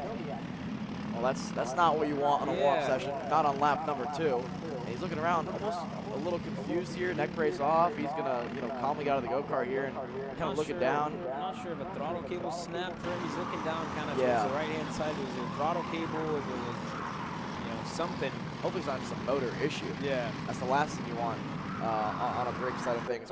Again, you would know if it's a chain. He'd be looking down at the chain. He'd probably know immediately. But he's looking down at the, like you said, almost like a throttle cable or almost like a motor issue. That's, again, not what you want, especially in a warm-up session where your whole goal is to go out there and test some things. And on lap 1, your morning is done. So it's also going to change, though, right? I mean, the weather is going to change as well. I think whenever we get into qualifying, it's going to get hotter. It's going to, the surface temperature of the racetrack is going to get hotter as well.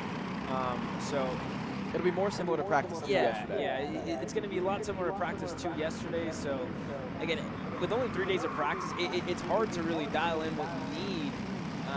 I would say for the qualifying session in practice 2 that you had yesterday. So it's going to be a challenge for a lot of these drivers, I think, nonetheless. But even then, still, I think you get a good read out of the warm-up sessions. Pace looks good here for a couple of drivers. Dylan Anderson, a 106.7, Warren 106.7 as well. We know those 2 drivers, Caleb, have a lot of good history together, I should say. Good friends off the racetrack, and they're always, seemingly bumper to bumper with each other, no matter what team they're on. I know last year Dylan Amundsen was teammates with Colin Warren on board the VLR, TS Racing package, but made the move back to MGM. But that doesn't change anything for the way that Warren and Amundsen approach a weekend, right? Those 2, and they're on the racetrack again. No doubt about it. I could have told you that one just by the lap time alone. But they have found each other on the warm session card by design, and they can trust each other. And that's a lot of what 206 Racing is, because if you go out there, if you're like a Colin Warren who has a couple of teammates out there at best, you need somebody. And that Dylan Amundsen's been his guy for as long as I've been a part of the CKNA side of things. So since 2018, those 2 drivers have found each other on the racetrack, worked together well. 7 years later, they're still doing it now. I really want to get a list of the amount of numbers of how many times they've won the Grand Nationals, the regional championships even. I think Colin Warren's at 8 Grand Nationals. I don't know Dylan Amundsen's number, but I know Colin Warren's at 8. I talked to his dad about it a month ago, and they were talking about maybe running the Grands. He's like, should you go for 9? I'm like, you should. You should go for 10. Yeah, I mean, right? SCUSA has their Supernats. CKNA has their Grand Nationals. An event where we're going to see about 500 to 600, I think is what we saw last year, make their way out to Newcastle, Indiana, to a race for, I think the most coveted trophy in 206 racing action. Put the Duffy up there as well in the IKF Grand Nationals. But even then, right, to have 8, I think that's a number you think we'd have to ask as well. We'll make our rounds later on today, but again, that's a huge number, and again, you see the respect that is given for Colin Warren and the respect that he gives as well throughout the weekend. But that being said, warm-up sessions just wrapped up here in senior medium. I believe that is all of our drivers, 25 total, I think. I lost track of time. Did we already see the first half go out there? I feel like we already saw it. Yeah, we did. So, it's gracious. Yeah. bad memory. Short-term memory loss here. No, that being said, that's it for the warm-up sessions. Quick commercial break from our side. We'll be right back with some qualifying action. You're watching Kart Chasers live coverage of the CKNA Summer Nationals. We'll be right back.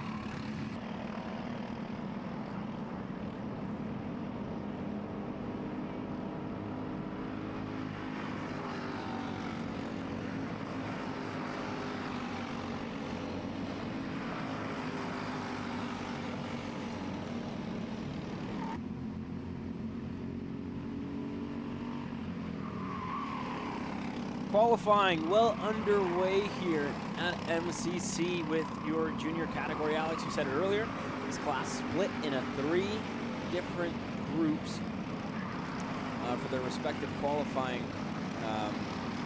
runs, I guess you could say. 15 drivers total out on the racetrack now. Well, here's the name of the game, right? Because you talked about it this morning where, you know, I was saying that the gearing is going to be different for qualifying versus, you know, what it would be in the race. And I think it's even more than I thought, because they put a lot of separation between these drivers here. And again, here's part of the factor you got to think about those situations like this, where yeah, there's a big separation out of the pits. Well, let's say the driver in front of you is a little bit slower than what you are, or maybe they're just playing the game a little bit and slowing down to give you a tow and vice versa. Obviously, no pushing allowed, no bumping. But if you time it right and you get that lazy tow or a good tow and pass them, nothing is stopping you from doing that. Nothing in the rules says you can't do that. So that's what a lot of drivers tend to do, especially if you're fortunate enough when the driver in front of you maybe isn't as quick as you are. And so in this case, we're seeing 2 drivers here, you know, kind of inadvertently working together, and it seems to be working for them right now. Top of the board right now is Jacob Shively now on the 821 machine. So he just crossed the stripe now, so he's a couple carts behind the drivers on our screen right now. But it was Will Wilkie for a little bit there on the 84 machine on our screen. And then behind him, the 18 machine, the 018 of Sydney Miller. So Sydney to P6 at the moment, 2 laps into a 4-lap qualifying session. And Caleb, from, you know, what we were able to, you know, kind of gather yesterday walking the paddock, these Vega Reds, I mean, it's seemingly almost out of the pits. You can kind of put a lap together, right? Normally, we always talk about how that money lap, lap 3, lap 4. I still think it's the same here, because looking at the warm sessions this morning, lap 2, lap 3, even lap 4 was kind of where everyone was putting their best laps in. So lap 1, lap 2 is still not good enough, but the tire is sticky enough to where you could almost tune it to be good out of the gate. That being said, white flag in the air. Let's see, a lot of times are still falling.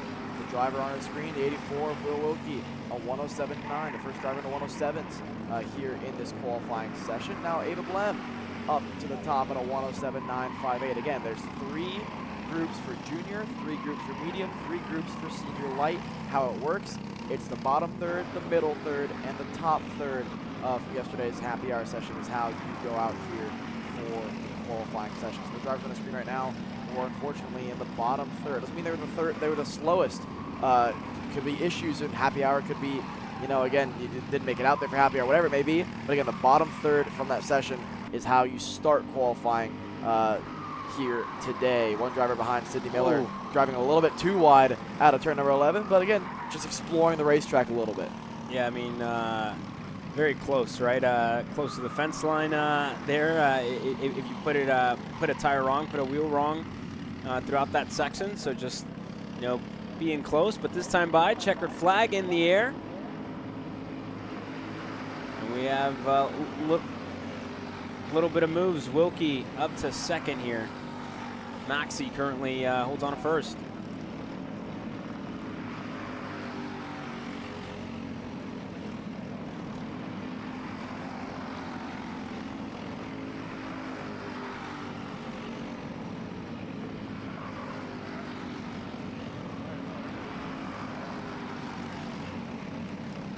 Last couple of drivers in this group getting set to cross the line. Maxey in the 22, Wilkie in the 84, second, Shively to Chambers to Blem, the top 5 so far in the qualifying session for junior. And again, 2 more groups getting set to hit the racetrack here in a bit, Alex. Yeah, well, let's kind of compare the lap times we just saw to what we could expect to see. I mean, basing it off of yesterday's happy hour for junior, the best lap we saw was a 107.4 from Nathan Dupuis. 107.5 right now is what Isaiah Maxey put on the board. Now, obviously, who knows what the tire life was like yesterday for happy hour for some drivers. Who knows what the track differences are right now compared to yesterday. But it looks to be, I mean, relatively similar. And again, if we compare that even to what we saw this morning in, you know, the warm-up sessions, for example, it wasn't that far off, maybe a 10th or so from warm-up this morning as well. So I got to say, some impressive lap times being put down here in the first third of the junior qualifying sessions. I still think we'll see low 107s. I don't think we'll be in the 106s. That'll be close to what we'll see in the senior medium class. But the junior drivers are quick here. And again, I think that 107.5 is going to hold pretty good for Isaiah to maybe get a top 10, top 15 starting spot for qualifying. We'll obviously have to wait and see the second half, the second half of qualifying before we get to the final third, should I say, out on the racetrack now. So still a lot of qualifying to go for the junior drivers here. This is the middle third from happy hour yesterday. So these are the drivers that were maybe not into the top third bracket, but a little bit further up than we'll see the bottom third. So these drivers, again, same deal here. Go out there for 4 laps of qualifying action. And again, looking down at what we saw from the first group, everyone's best lap on our screen, Caleb, lap 3, lap 4. Except for the likes of Jackson Carvenho and the likes of Tyler Nash Turner, who only did a couple of laps. Their best laps came on lap number 1. The rest of the field, lap 3, lap 4 best laps. So judging off of that, obviously it's a small sample size of 1 right now, but so far we're 1 for 1 on that, that money lap still being lap 3, lap 4. Yeah, I mean, we're seeing that a lot, right? I'm remembering back to Pittsburgh last year, Alex, and the money laps were lap 2, lap 3, and getting yourself ready for those laps, I think was the best position I think that the Vega tire is, right? Talking to yesterday with Jamie Bradford, he said, you get out of the pits and this tire's already fired up. It's already on and you're on it. You're on the gas, you're flat out, doing your normal braking zones, doing your normal lines, your normal, I guess you could say, throttle zones, wherever you're hitting the gas, wherever you're hitting the brakes. It's normal as soon as you get out of the pits, but that tire really doesn't heat up and get into that, optimum window until lap 2, lap 3, and that's, like you were saying, right? You saw most of the fastest laps come there. I'm seeing some in lap 4 in those last couple of laps. And again, still very early during this qualifying session. But again, I think it's super impressive, right? That, this second group has about a lap in, getting ready to set those first couple of laps in. And Isaiah Maxey still holding on strong. And again, his fastest lap was on lap 3. Will Wilkie was able to improve a little bit on lap 4. Wasn't much. I'm not sure if he got enough out of the tire, on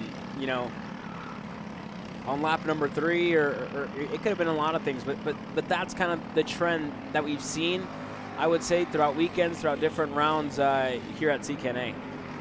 Lap 1 in the books for most of this middle third group here, the second of 3 groups, should I say, for the 206 juniors. And again, this first lap, not a whole lot to be expected out of this group for the first lap, because again, the tires are still getting into that nice window. But for Seth Tozer there, up to P7 already. Eli Furnish up to 6th now on his first lap at a 108.1. So again, the lap time they're all chasing, Isaiah Maxey's 107.521. I got to say, again, I said it earlier, I think that lap's going to hold pretty nice. I mean, again, comparing it to happy hour, a 10th off what we saw there. So we'll have to wait and see how it all plays out and how the track is evolving throughout the day today in comparison to yesterday. But right now, looking at it, it looks to be just as grippy, if not more gripped up today, Caleb, than what we saw yesterday. I know we got a chance to sit in this exact corner right here, kind of just watching this angle, setting up the cameras, and a lot of karts two-wheeling through the last couple of corners, a lot of karts hopping around. Obviously, tire noise was at a premium yesterday, it seemed like. Yeah, I mean, I would say I think I could do a good recreation of the noise, but let's hear it. No, I'm not going to do that. I'd like to save everybody's ears in the paddocks and everybody's ears that's watching on at home. So we're not going to do that. But again, you can hear it here, right? In turn 4, you see that rubber continue to lay down there in those very, I guess you can say. Well, let's talk about it, right? What we're hearing, corners. What we're hearing there, compared to what we saw from the likes of Shane Smith there in the 150 Soda machine through turn number 7, where there wasn't as much tire noise. Whereas through this left-hander, you're going to see a little bit of that. What's happening is that the rear is constantly kind of fighting the front there, right? He's turning in, the rear rotates, and then it's just gripping. The rear is just gripping. That is just straight up what is happening on that tire. And oftentimes, if you get too much of that and you get the kart to bog a little bit, you get what we call, that right rear or left rear, depending on which way you're turning. We call it, the tire starts to fold. It doesn't actually fold in itself, but that's what it feels like. And you start to lose that forward drive out of the corner. And if you get too much hop and not enough, rotation, nice rotation, should I say, you lose that roll speed, we call it, which is just the minimum speed you have through a corner. And then in turn, you lose roll speed. You're also going to lose exit speed. And in a Briggs, the middle to exit of a corner is everything. The entry actually doesn't matter quite much at all. And oftentimes, I had this conversation with a bunch of drivers yesterday and mechanics and team owners of, you actually almost want to roll the tire in. You never want to really pitch it in, because if you're struggling with too much rear grip, the last thing you want to do is throw it into the corner, because you're actually going to lose rear grip essentially, because you're going to be hopping on that rear axle, and you're going to lose the exit of the corner, the forward drive out of that corner. So you almost want to roll it in, and you use a little bit less tire, but get that roll speed to work. That's why chassis, especially this weekend, or at least in the CKNA side of things on the Vega Red, are constantly chasing a free go-kart, a go-kart that wants to roll nicely, getting that, you know, nice four-wheel slide, almost counter steer into each corner. If you're turning into a corner, you're probably going a little bit too slow, or the go-kart's not handling to your liking. That being said, we saw the white flag last time around. I have to look at, you know, how we're looking qualifying-wise. Isaiah Maxi's 107.5 still holds. Checkered's out. Shane Smith, best he can do is 10th, a 108 flat. Rest of the field crossing the stripe now. Lucas Randolph, 14th, 18th. Tyler Hansen, 16th. Look at Yahtzee there. Getting nice and low. Crosses the line. 10th. That first group put some pretty good laps together. Yeah. Marcus Wolf to 4th. Didn't improve in the last lap, but 107.7 was the best he can do. Here's a pretty good tow here for Seth Tolzer. Up to 11th. Kellen Weiss up to 13th. Ethan Langley to 7th. Eli Furnish on the final lap at a 107.6 to go to 3rd. But right now, Maxey and Wilkie first and second out of the first group in junior, and it's going to hold. Maxey and Wilkie still 1 and 2 with one group to go in 206 junior. Wow. That's a great lap out of the two of them. Sawyer Chambers, Ava Blem, two other drivers that were in that other group. And again, they're holding on. They're holding on strong, right? But we got a couple of more drivers starting to, or getting ready to hit the racetrack here in a couple of moments. Another 15, 16 drivers. A strong group. Strong group. You have Sam Tutwiler in here for Steel Motorsports, Derek Wargo on his comp kart, AJ Stoner, Brady Shad coming off a huge win last weekend, Nathan Dupuy for the Low Key Racing Sodi team, Levi Meter, we've seen be fast, Jack Fieber, you know, Isaac Payne as well with Steel Motorsports. So it's close. It's going to be I think a close group, and really if Maxey, Wilkie, Eli Furnish, even the drivers just inside of the top 10 like Chambers, like Blem, and Yahtzee, if they can hold on with, you know, the names coming up and getting ready to hit the racetrack, that's huge. Whoa, huge laps out of them. What this tells me is that the track is similar enough lap time wise. At least maybe it doesn't feel maybe it feels different, but lap time wise, like I said, the best time we saw all day in junior was a 107.4 by Dupuy yesterday. We're at a 107.5 right now. So judging just based off of that alone, like I thought, that lap was pretty good out of the first group there in junior. So Dupuy and the rest of the crew here have their work cut out for him. Nate Dogg first out the pits because he was fastest yesterday in happy hour. And again, this is where, do you play the game or do you just trust yourself on more that Sodi machine to go quick enough? And right now I think that's kind of the approach that I'm looking just body language wise out of Nate Dogg here. And again, they're split up enough to where you can't rely on a draft. And like you said, Caleb, you probably lose too much time backing off on this outlap here to try to find yourself in a decent spot. And then you also risk, you know, pushing somebody and then, you know, getting that lap revoked.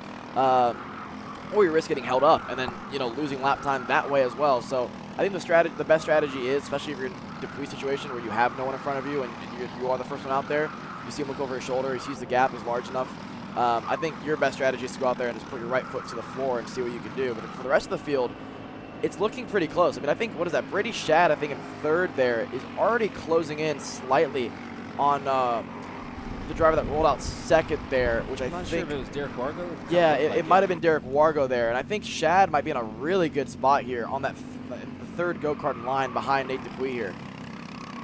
Yeah, Nate Dogg was driving that last section actually really well, you know, opening up his line as wide as possible and, you know, opening up that arc to, you know, keep the momentum up, keep the revs up as well on this 206 engine package. We'll take a look at Shad. You saw him closing in a little bit. I don't think it's going to be anything really for a good draft when he gets onto the back straightaway, but let's take a look at the lines here as well, and you're going to see some differences as the weekend goes on, right?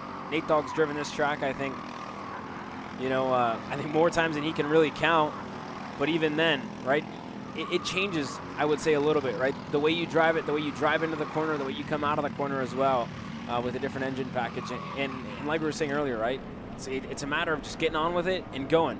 right? Not wasting any time, not wasting any laps here today, and they're already starting to make some moves. Nate Wow. Dogg, Derek Wargo, how about that for the Drive Your Line comp cart? AJ Stoner gets himself up there as well. The number 14 came out to play here in qualifying. Maxi, the Roger Racing Development, up to third. And again, we're starting to see the shuffling here, Alex. Well, if there's any question that the Vega Red gets fired up immediately out of the pits, this just confirmed There you it. go. A 107.4 out the gate on lap number 1 for a couple of drivers, one of them being the 14 of AJ Stoner. I got to say, crossing the line, I don't know if you noticed, Caleb, Brady Shadd had his hand in the air shaking his head. Obviously, nobody made a mistake in front of him.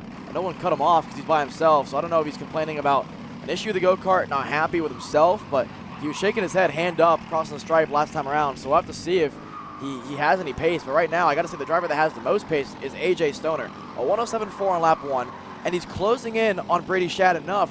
He's going to get a good tow out of the last 2 corners here, Caleb, and get a lazy enough tow, and even maybe more than a lazy tow. Look at the run here for AJ Stoner out of the final corner. Yeah, Shadd's down on 11th, and I'm not sure if they just missed the gear where he's on the limiter too much. That doesn't give him a good enough run on the exit on the straightaway, but he is losing it. I'm not sure, Alex, what it could be, but it could just be too short of a gear. That's kind of what I'm probably predicting here, if there's anything wrong there. But some changes. Jack Erlin goes to the top in the 214. More changes. Carter Barkis gets himself up there. Isaac Payne goes up to 3rd. Tutwiler now to 4th. Stoner falls back to 6th. Nathan Dupuis 9th. Isaiah Maxey holding on to a top 10 spot. Anthony Lewis to 9th. Will Wilkie still holds on at 10th. But again, more shuffling. 2 more laps. I think they're going to get the white flag this time by completing lap number 3. And Wargo, you know, we saw it with Shadd. We saw it with the 14 of Stoner. They were chasing each other down, and I think Wargo's starting to close down his gap. And like you said, could get a lazy toe on this straightaway. That kart looks good. For the final couple corners, picked up the inside left on the left-hander. Oh, and again, Nathan Dupuis looking over his shoulder there and almost driving himself off the racetrack, letting Derek Wargo go. It might have actually cost Wargo a little bit. Who knows if he had to lift in that situation. Didn't improve that lap. For Nathan Dupuis, though, lifting on that final corner, it's going to ruin his run to the line here to start his next lap as well. So I think for Wargo and Dupuis, yeah, their qualifying sessions are over. If I were concerned at least, but for the rest of the field, there's still 1 more lap to go here. Wargo's now kind of cutting off Nathan Dupuis here, now putting his hand in the air. So these 2 drivers have bailed on their qualifying laps, but for the rest of the field, there's still a lap to go. So if you're Wargo, if you're Dupuis, you can't afford to impede anybody on this last lap either. Yeah, I mean, impede each other, I think, is the biggest thing right here. That is going to be, I guess, they're going to keep a close eye on that. Carter Barkis, the number 10, holds on to the provisional pole position now. Brady Shadd with a little change for him and AJ Stoner, who's still down in 4th. See if they can change, if they can go any faster, if Shadd could find some pace here following somebody, having a rabbit to chase this time around to the line. We're following along with the PPK Coyotes. Stoner first across, Dupuis, Wargo, they burn this lap. What does it look like for Stoner? Can he go any better? He can't, stays in 4th. Shadd doesn't improve much either. Couple of movers further back. Sam Tutwiler, one of the Steel Motorsports machines. Bark is holding on. Improving, but not by much for Anthony Lewis. And I think it's safe to say Carter Barkis, the number 10, is on the provisional pole position here in 206 Junior. Whoa, the 32 machine losing the left front tire there. I have to put a name to the number here, but left front tire off the go-kart.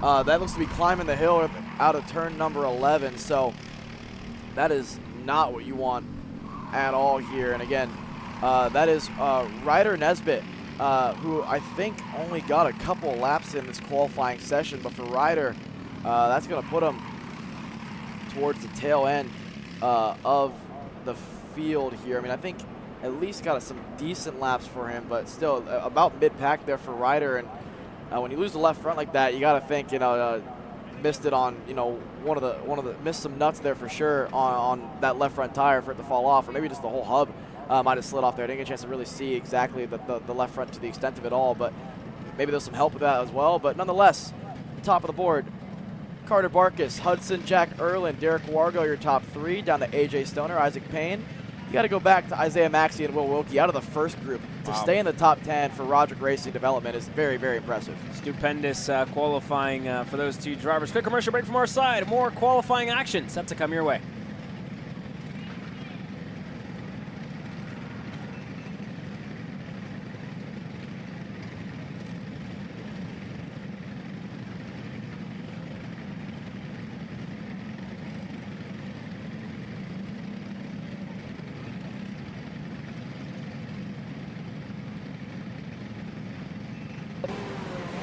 Brandon, why are there all these charges for just over $200?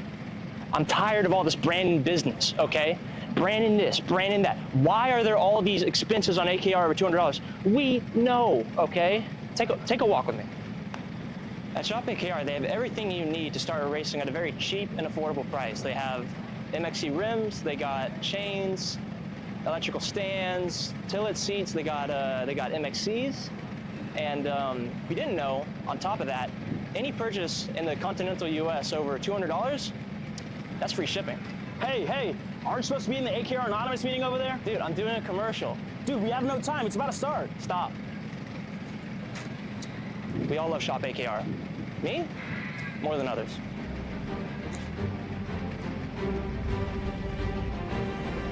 What do I get at Shop AKR? MXC rims. Paulie Massimino wins in KA.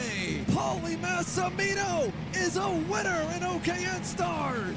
Take your driving to the next level with one-on-one coaching from 2024 OKN Stars champion Paulie Massimino. Kart rental options are available if you'd like to keep yours at home, and drivers in all classes are welcome. From Briggs 206 to Mini to K100 and X30 with in-depth data analysis, onboard video footage review, and lead follow on-track sessions. Each private coaching session will see you end as a more complete driver than when you started. Book your coaching session now. Kyle, what are you doing? It's got my new Greyhound seat. You don't even have a cart. Doesn't matter. I have a Greyhound.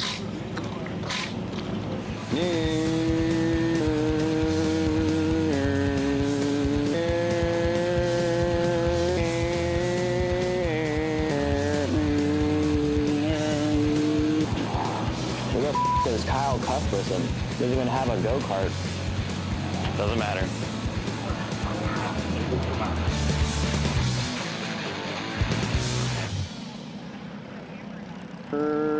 Cuthbertson through on Turney. Turney in the dirt.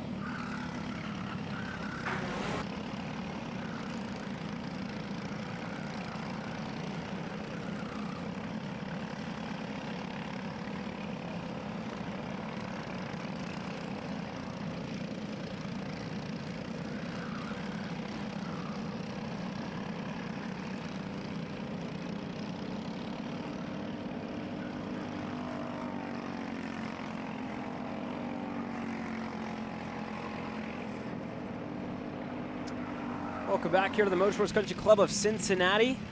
Issues for the 37 to start off their qualifying run. We'll put a name on that number there. Looks like it was Sarah Mikowski, 37, young lady going around, unfortunately. There in turn 11. Again, we've seen that be a trouble spot so far this weekend. So. Yeah, and again, you saw the way that she kind of rejoined the racetrack too. I thought for a moment she was going to get stuck on the kind of transition point from the grass to the curb to the racetrack, but kept her foot in it, got back on the track. Always good to see that, especially when it's not even the first lap of qualifying done yet. So now we're going to start to see drivers put their first set of laps on the board here. 4 laps is the distance for qualifying here for these cadets, and there's enough drivers here to where we don't have to split them up into 2 or 3 different groups. Just one big qualifying session for the 18 drivers that are going to see the green today for all their heats and the mains tomorrow. So first lap in the books, Jackson Brewster, a 109.6 to start the morning here. We'll see those lap times continue to fall. Now we're at a 109.2 for Spencer Heights. And again, they will continue to tumble as the sessions go on. We'll see lap times in probably the mid to low 108s. Ruben Greer is going to prove my point right. A 108.4 to start the morning there for the 20 machine here on lap number 1. But again, we can expect to see the lap times continuing to get better. But again, when we get these cadet sports or sportsman style classes, Caleb, the money lap is less on lap 3, lap 4, and more just getting clean air and getting a good lap together and putting, hitting your marks is going to be the biggest thing, right, for these cadet drivers. So I think I wouldn't be surprised if lap 1, lap 2 is even some of these drivers' best laps, but still lap 3, lap 4, tire pressures, the way the tire, the window of operation for the tire tends to be better as you go on in qualifying. But that's a great start for Ruben Greer. They're putting 7/10 on the second quickest driver right now in the cadet class. On the screen now, 31 machine of Spencer Height. His first lap was a 109.2 to put him second. This second lap, I think, is going to tell the story here. Let's see what the true pace is for Spencer Height. There's the 463, Jackson Brewster crossing the stripe. He'll go to 4th. The 11 is going to go to 4th now, Drew Schneider. But here comes Spencer Height, a 108.8. So that could be more like the true pace of the 31 machine, but still 4/10 slower than Ruben Greer's best lap. Greer this time around, a 108.9 his last time around. So didn't get to match, not even really close to the lap that he put on lap number 1. So that first lap was a scorching lap from Ruben Greer.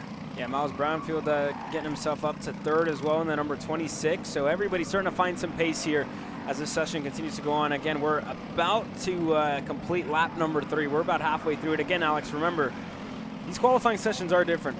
It's different to what we're used to seeing as well over other national racing series, right? You're not allowed to touch anybody. You're not allowed to put your front bumper to their rear bumper, or that's going to remove your fastest lap, and the driver who you pushed, you're going to remove their fastest lap as well. So you have to be careful there. You can get close, but you can't touch, any bumpers out there on the racetrack to try and improve any bit of lap time, which is why we see such big separation and drivers kind of on their own quali programs when they are out there. That being said, white flag in the air. Ruben Greer on the Nitro Kart machine, the number 20, is on the provisional pole position. Teammate Spencer Height. What a lap. The 31 sits in 2nd. And how about Huntsbarger in the Magic Kart machine? The 333 up to 3rd. Brownfield to 4th. Reynolds up to the top 5. Taruno now in the low-key racing Sodi machine, the 42, getting himself up to 6th. Elam Stoner to 7th, to Brewster, to Murphy, to Schneider, your top 10 here in the cadet class. But we keep an eye on it. Spencer Height chasing down his teammate in Ruben Greer, trying to find that last 100th of a second on the racetrack to try and steal a pole position here in the cadet class, Alex. For a qualifying session that started with Ruben Greer putting a 108.4 on lap 1 and 8/10 on the field, it's now gone down to 1/100th of a second between himself and his teammate Spencer Height on your screen right now. Further back, Huntsbarger's only a 10th.5 back. Brownfield's got to find a couple of tenths there to move up from 4th. But right now, checkered flags in the air for the first couple of drivers. Go. Let's see it. Brewster to 5th. Let's see if that lap holds. Here comes the 11 machine of Schneider to 10th. Here comes Height. Couldn't improve. Another 108.4, but not enough to knock off Ruben Greer. Stoner to 5th. Greer doesn't improve in his lap. Neither does Huntsbarger. The last couple of drivers. There goes Reynolds to 7th. Taruno on his way now. And up to 4th for Taruno, the 42. Working his way up the grid. Nobody else improves. And again, you can never call it too soon here. And we'll wait. But it's looking good for Ruben Greer to hold on to the provisional pole position in cadet. The last couple of drivers now getting ready to cross the stripe. There goes Joshua Lopek there. Kyler Hendrickson to 15th. The rest of the field crossing the line. Nobody able to knock off Ruben Greer. The closest competitor is the driver on your screen, Spencer Height. But Ruben Greer, pole here at the Summer Nationals for cadet. There you go. How about that for the Nitro Kart team, locking out the front row. Wyatt Huntsbarger, 3rd, to Taruno, to Brownfield, to Elam Stoner, to Brewster, to Reynolds, to Murphy, to Drew Schneider, your top 10. Who gets to take the green flag later on today in the heat races. I believe 2 heat races on the docket for them, Alex. One of them 10 laps, the other one 12 laps. And again, I would say it's progressive and then average finish. Correct me if I'm wrong. Yeah, that sounds correct. But yeah, the first heat race is 10 laps. The second heat race is going to be 12 laps. And then obviously the average finish is going to start you for your feature tomorrow. But yeah, they are progressive through the 2 heats. They're not really heats. They're called rounds here at CKNA, but they're treated as like a heat race. But they're progressive heat racing and then they changed the lap count a little bit. So 10 laps and 12 laps, average finish is where you start the feature tomorrow. And obviously, it's just feature racing tomorrow. So you get the warm-ups in the morning, straight to ready racing feature races tomorrow to close out the day. And it's a pretty early end tomorrow there, Caleb. Today we'll be here a little bit longer. 6:35 is when the last heat race is set to go green for senior medium. But then tomorrow, the last main for senior medium is set to go green at 1:20. Might have to go pay the beast a visit later on in the weekend, maybe. Shout out Kings Island. Hey, we'll be there. Orion's waiting for us too. Have to go into the stars there with Orion later on. That being said, senior heavy out on the racetrack now. Matt Lyda gonna lead his group out onto the racetrack, the number 9. Done a good number of club races here in the area. He's on his happy kart, Nicholas Kiefer, as well. The number 5 on the Mach 1 machine puts himself currently second in group. We have 2 groups here for senior heavy. So again, just for those who are just tuning in, the order is a little bit different than what you saw maybe in the warm-up sessions. We had 3 junior groups for qualifying, 1 cadet group. Then we go to 2 senior heavy groups here for qualifying. And then after this, we'll see Legends and Kid Car hit the track. They're going to have just single length qualifying. No need to split the groups there. And then you go to senior light, where you go to the bottom third, middle third, top third groups of 3 groups for them. Then you go to sportsman, split up by 2 groups. Masters are 1 single group, and then back to senior medium to close out the morning here for qualifying, and that's 3 groups as well. But here for the senior heavies, 2 groups on the docket here for qualifying, and we're starting our first lap here for the entire group. And again, Matt Lyda has been quick throughout the year. Clay Settles can't talk about senior heavy or any 206 level racing, really any sort of masters level racing as well, so heavy racing, and not talk about Clay Settles. Somewhat Stars Championship Series, getting a big win. Clay is always a really, really cool guy to talk to, and again, good to see him at the racetrack at all times. He's a driver that's pretty quick around this place as well. Yeah, I saw him on the frame table actually yesterday. The Top Kart USA team was over here with Tiago on the frame table, getting his chassis looked at. Whether they felt something was bent, something was off, they were looking to make that adjustment that was needed to go that little bit quicker. And again, just staying on top of the equipment, right? Making sure it's still up to par for Clay Settles here this weekend. Matt Lyda hand in the air. I'll let Nicholas Kiefer through. Again, Lyda still in third on his happy kart. Settles in third. Zavoda second. Adriano Iannuzzi in the 41 leads this field. I can't help but notice, you talk about the hand in the air from Matt Lyda, it almost looked like he got blown by Cody Savoda there on the front straightaway. I think Matt Lyda might have put his hand in the air saying, not a whole lot I could do here. I'm on the limiter a little bit too much, and looking at the gap from Cody to Matt here on half a lap alone, I think Matt's struggling here. That's Kiefer. Or Matt Kiefer, sorry. Yeah, so Nicholas Kiefer, yeah. Yeah, so Nick Kiefer there on the 5 machine. Sorry, I have my numbers mixed up there, but for Matt Lyda looking further back, I think he's really struggling for that for pace in that go-kart right now. Yeah, not sure what's amiss for Lyda here in this one, but we're getting close to the end of it. Again, they've set in 2 laps. They have 2 more to go. We're halfway through. Yeah, Matt Lyda, hand in the air. Issues from Matt. Not going to close this one out. And again, we can speculate all we want, but not going to know until we get a talk with him during the lunch break, see what went wrong for Matt. And again, it's almost like a home race for them, for him and his brother Ben Lyda. And it's just ending a little bit too early here for him. Nicholas Kiefer doesn't find himself in the top 10 at the moment. But yeah, a couple of other drivers in this field. Frank looks like he's in there for the AR Racing Academy MGM machine, up in a second. So we have 24 drivers total with us here in this heavy class this weekend. Alex McKeithen, one of those. Owen Lloyd, again, another. So we're split right in half. Let's see here. Now we're halfway home in qualifying. It's still Adriano Iannuzzi right now, top of the board, a 107.8 the time they all got to beat. Bryce Frank, the closest competitor, at 4 tenths back. So let's see here on this third lap what some of these drivers have in store. We have the likes of Tyler Dolak getting ready to cross the line. There goes Savaboto there for 4th. Clay Settles to 6th, no improvement. Tyler Dolak, no improvement. Yanutsi, no improvement either. Bryce Frank going to cross the stripe here in a moment. Riley Stasny, to 6th at a 1:08.5. Bryce Frank, no improvement. So not a lot of drivers on this third lap, Caleb, improving on their lap time. I wonder if part of that's a setup, part of that's the track getting tighter than they thought. Part of that is just maybe that money lap is starting to form into maybe lap 2 into lap 3 instead of lap 3 to lap 4. Yeah, there's Dolak on the MGM machine, working his way around.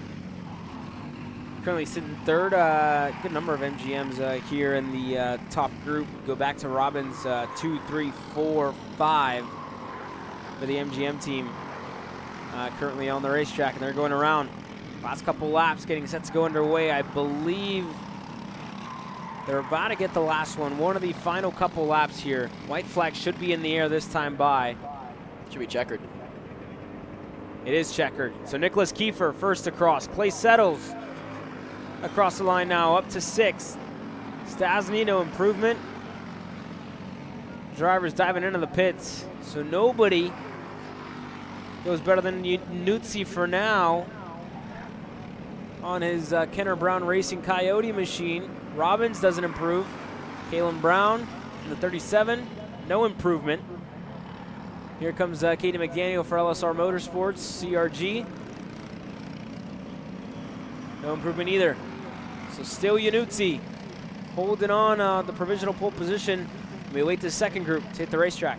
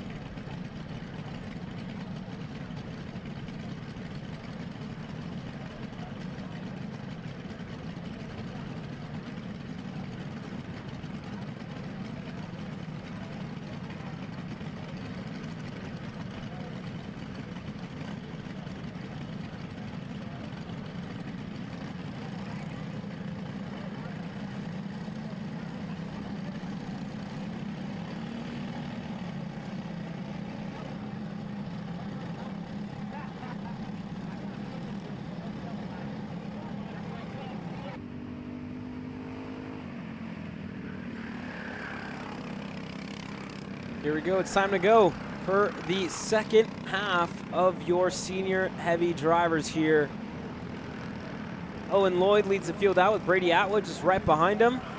To Mark Steele on his new line of Burrell Art chassis, the Stealth chassis. We saw them debut that on the two-cycle side of things as well at the Stars Championship Series, but it debuted for the first big national event, first out of the 3 marquee CKNA national events, the Charlotte Spring Nationals over at the Charlotte Motor Speedway. And he debuted that chassis with a couple of drivers, and he's on it here this weekend as well. Again, 2 of the main protagonists last year at the Summer Nationals, Owen Lloyd, Mark Steele, fought for the race to win all the way to the finish line this time. I mean, they're close to each other, right? As far as lap times go, we'll see what Owen Lloyd can do here. Again, you were predicting a really, really good race out of him and really good pace out of his South Georgia Karting MGM machine. I mean, it's less of a prediction and more of just, I'm basing it off what I saw yesterday. Yeah. Right, in the happy hour session, Owen Lloyd put 4 tenths in the field. Now, you and I were talking about it during the break we had between warm-up and qualifying, where this is a racetrack, just like most racetracks we go to when we bring the Bricks and Stratton 206 package, that no matter how quick you are, most likely you are going to be unable to kind of pull away from the field. I will say at a 4/10 pace advantage, if that is true, we'll have to see here in the qualifying,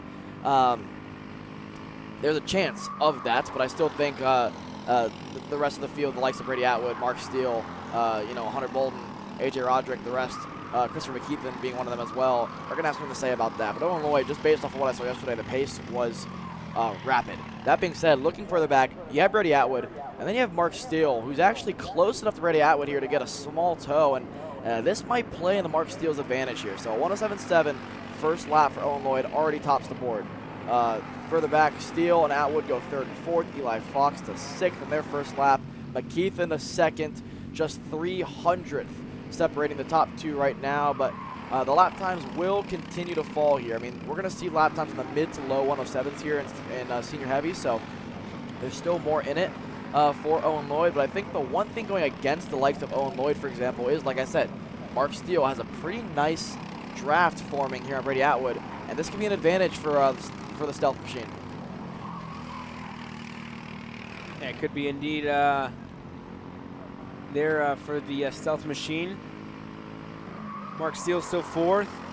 Randall Potter currently P5, so that's lap 1, Alex. Again, you were saying earlier, lap 2, lap 3 is what we're going to see. Here's lap 2 out of Owen Lloyd. He looks real busy on that steering wheel, kind of.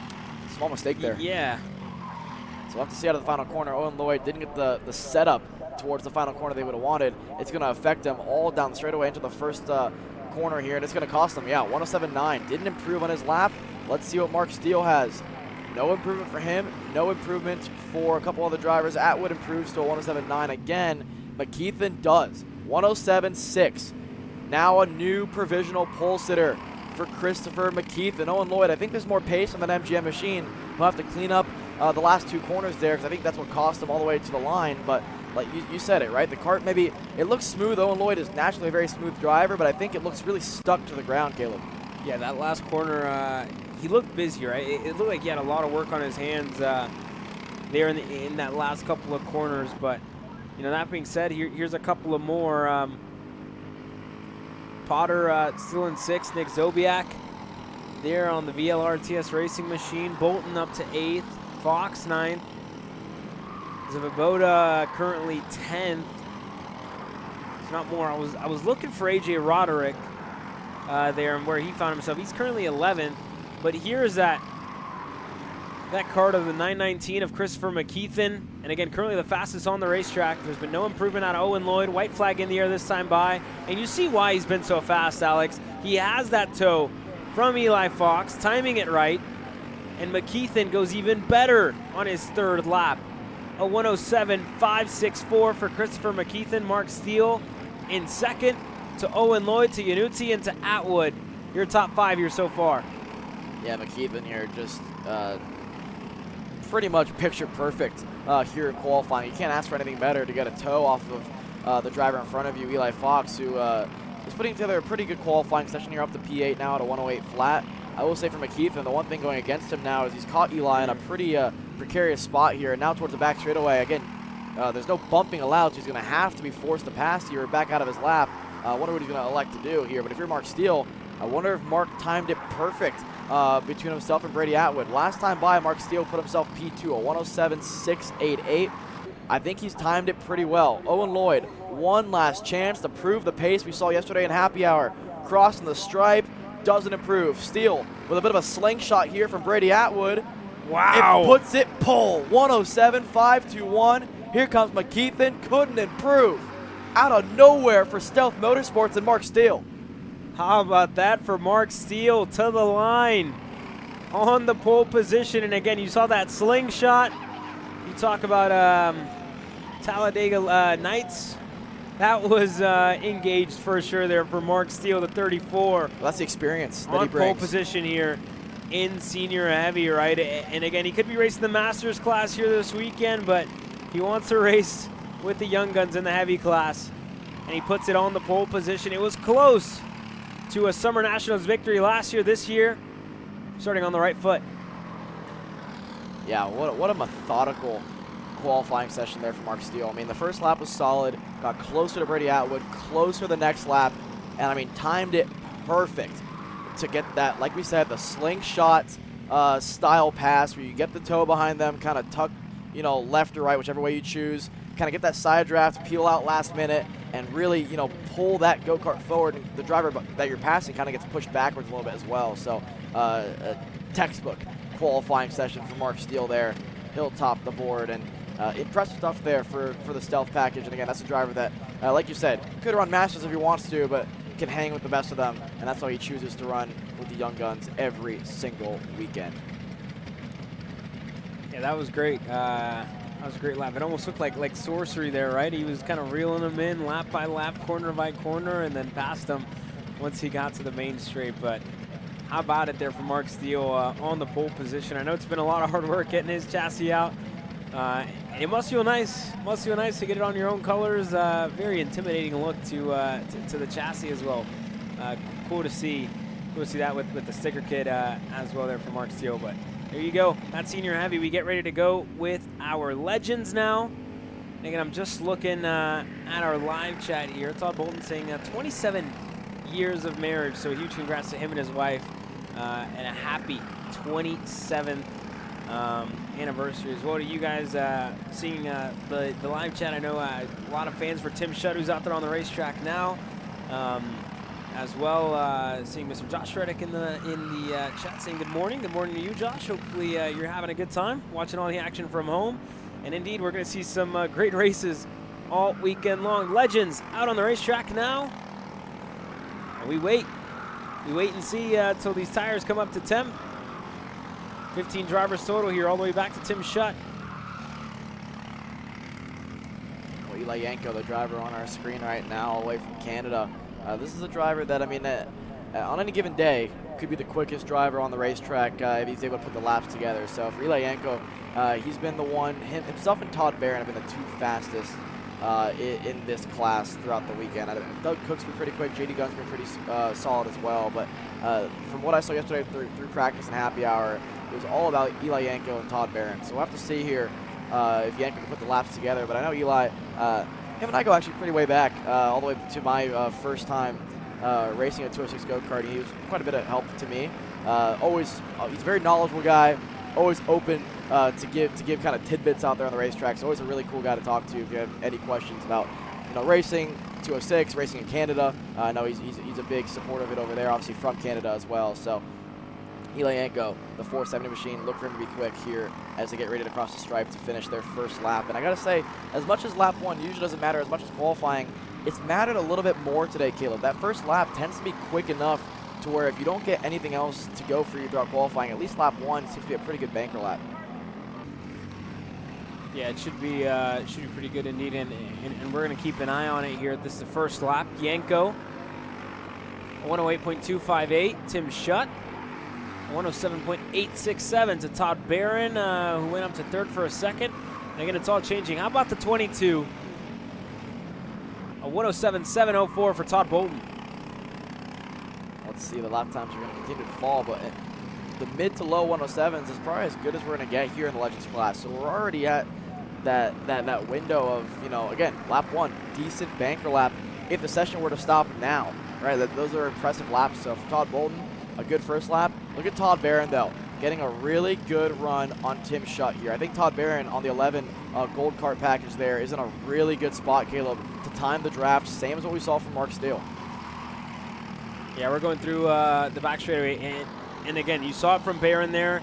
You're seeing it here as well for Bolton, who seems to be working his way through the field, right? I believe had to make a move the lap prior.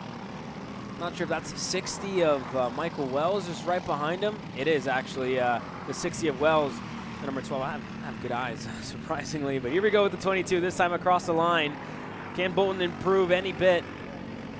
When he gets through, he doesn't. Chalmers improves. Tim Shutt goes a little better. 107.867 for Shutt, but not much. Everybody's still a tenth away from the 22 Coyote machine at Todd Bolton here in the qualifying session, Alex. And again, interesting stuff here. We saw it in senior heavy as well, where lap 2, lap 3, some drivers weren't improving. I mean, look down the order here. Bolden, Chalmers, Cook, Yanko, Davis, Gunn, Galloway, Gorman, Monsian, and Barron all did their second lap and didn't improve. Michael Wells, one of the only drivers to do their second lap and actually improve on that second lap. Tim Schutt so far hasn't been scored at least for a second lap or hasn't crossed the line yet, but only on 1 lap here on timing and scoring.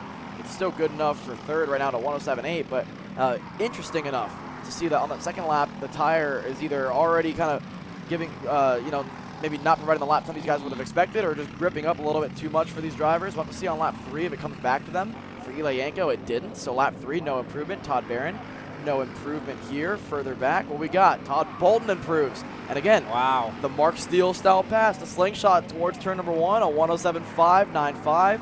It works for the Coyote machine. He'll go to the top of the board and retain his lead here in qualifying. Chalmers to second. Still doesn't improve in his third lap. Wells improves in his third lap. But again, not a lot of improvement down the order until you go to 7th with Scott Monsian there. The speed difference is quite significant with Todd Bolden and the drivers that he's been passing right now, and you see him start to pull away a little bit. And I'm starting to think, is this all part of some strategy, right? Do you go slow in the happy hour sessions so you can make moves, so you can get close to people, rather than putting it P1, right? Because you're out there driving by yourself. You look at Yanko right now, down in 6th, out there on his own, at the front of the field, no draft, that kind of no really no good guide, right, to get around the racetrack. And in complete contrast, you have Todd Bolden, who's making passes, making moves, getting drafts, getting that slingshot that we were talking about on that main straightaway. We'll see what Yanko can do. Only 5th best, and he's been the driver to beat all weekend long. That's half a second in between the time that Todd Bolden has set this time across the line. Can improve, but it's looking really good for a pole position here as we wait for more. JD Gunn crossing the line now for LSR, CRG Motorsports up to 8th. A couple of more. No improvements. Todd Bolden having a pass, having to work his way through. The 22 on pole position here in this one. Nobody improves. How about that? 27th anniversary and a pole position. What a way to spend your weekend.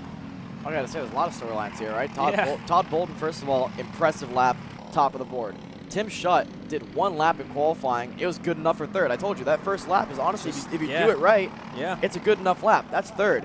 Then you go back to Eli Yanko and Todd Barron. They were 1, 2 in happy hour. They were 5th and 12th here in qualifying, and a huge difference down to Todd Barron at 1.3 seconds. They missed it a little bit here in qualifying, but it'll certainly be fun for us to watch Todd Barron have to drive his way back through the field. But for the rest of the order, Wells, Yanko, Doug Cook, Scott Monsian, JD Gunn, Chris Gorman, Todd Davis. That's your drivers 4th through 10th for your top 3. Bolden, Chalmers, and Schutt there, separated by less than 0.3 of a second. Yeah, that's great. For Tim Schutt, 1 and done. That's to put it 3rd. Wow. Great lap out of Tim Schutt, Mr. Timmy Tech Comkart himself. Well, quite on the airwaves for myself and Alex. Catch our breaths a little bit, but more qualifying action coming your way.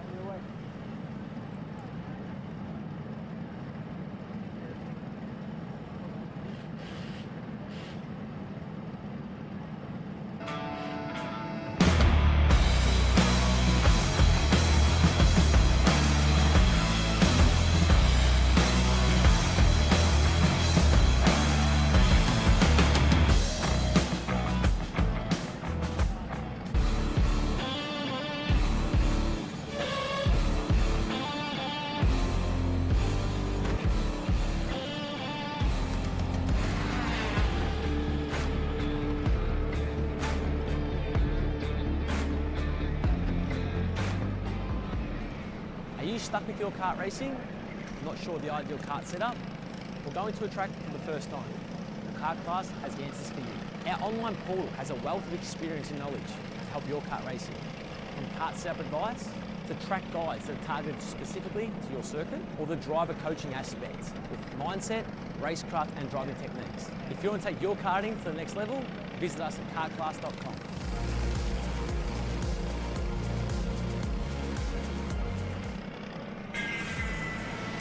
Florida Kart Racers, you asked for it and we're going to bring it. Introducing Florida Karting Championship, FLKC, a brand new racing series coming to Florida in 2026.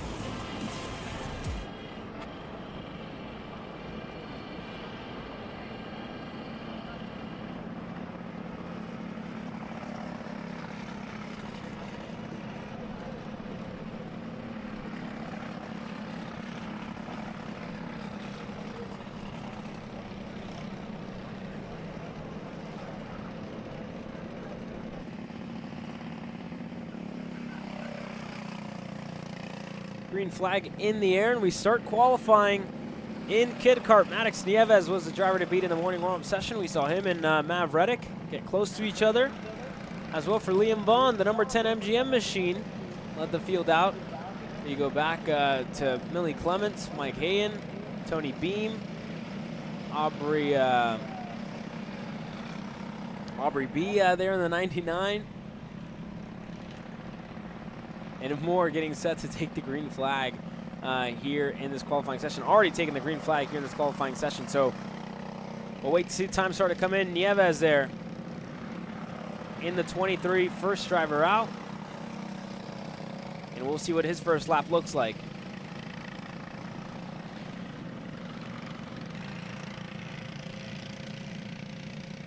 Out of the final corner here to start, or to complete our first timed lap here for Kid Kart Qualifying. 4 laps on the docket here.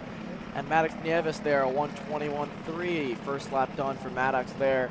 Let's see how the rest of it unfolds. Maverick Reddick goes to second. Liam Vaughn to third at the moment, as the rest of the field's getting ready to cross the line to finish their first lap. And again, Kid Kart even less so than the rest of the classes is, you know, the draft is obviously a factor no matter what, but a lot of times with the Kid Karts here, it's about consistency, right? And so with these young drivers, they're still sometimes learning the line, new track for a lot of these drivers, and again, it's tricky. Such a young age, such a heavy go-kart for them, right? And again, putting a lap together is tough. Putting 4 laps together is tougher. And then obviously the heat races, the main events are the toughest thing that they have to deal with every single weekend, right? So this qualifying session, again, dealing with a lot, right? The pressure sometimes of putting a good lap together can be a lot for these young superstars as well. So we'll have to see how kind of the progression is here in this qualifying session. Everyone's now done their first lap, and it's still Maddox Nieves top of the board. Reddick, Vaughn,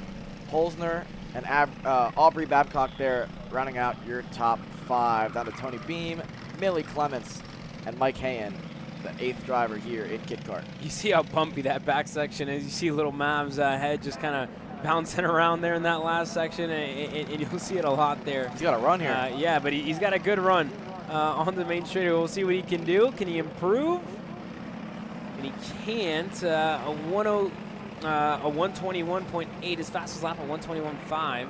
Nieves, his best time is a 121.3, so just a 10th and a half really is the difference in between Reddick and Nieves at the moment. Vaughn sitting in 3rd, got 9/10 back. His fastest lap is a 122.308 for Liam Vaughn, sitting 3rd.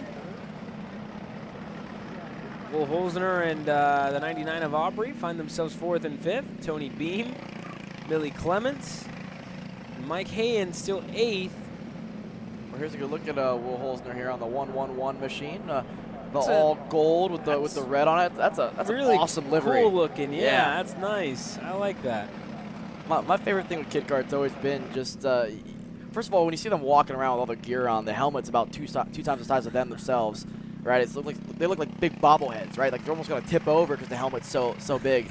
And then in the go-kart, they're even tinier, and it's just awesome, right? Because you have to almost remind yourself, these guys are probably better drivers than half people on the road nowadays, first of all. And they're what? Their age is maybe 5 to 7 years old, right? I mean, they are young kids, and they're going to be superstars in the sport for a long time. And you have to remind yourself sometimes, because they're awesome drivers on the racetrack as well. But again, off the racetrack, they're still young kids. They have fun. They play around and put the helmet on them, and it's all business for these Kid Kart drivers for sure. But 3rd lap in the books for Nieves there. No improvement for Maddox. No improvement for Maverick.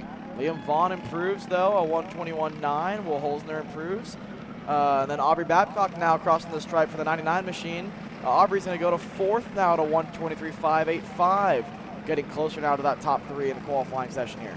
Yeah, it's a good lap there out of Aubrey in the 99 to get herself up in the 4th spot. And again, all about, you know, improving every session, right? Learning and having a good time while you're at it. So that being said, here's a low-key racing machine, the 222 of Tony Beam. Improved on his previous lap as well. And here we go, last couple laps. Nieves still holds on to it on his Kenner Brown Racing Tony kart. Here the 23, showing some good pace.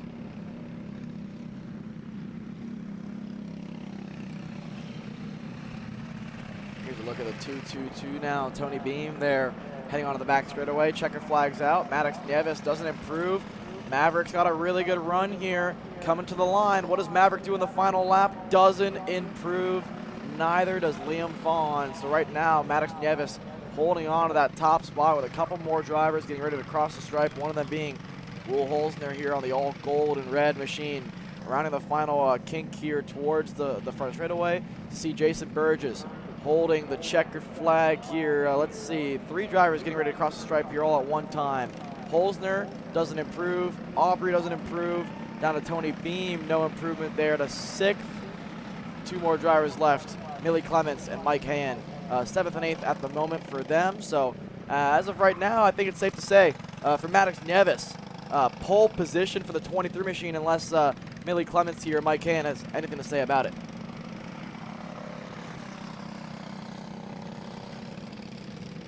Here goes Clements and Hayen getting set to cross the line. Their lap times currently 1:27.854 and a 1:28.997.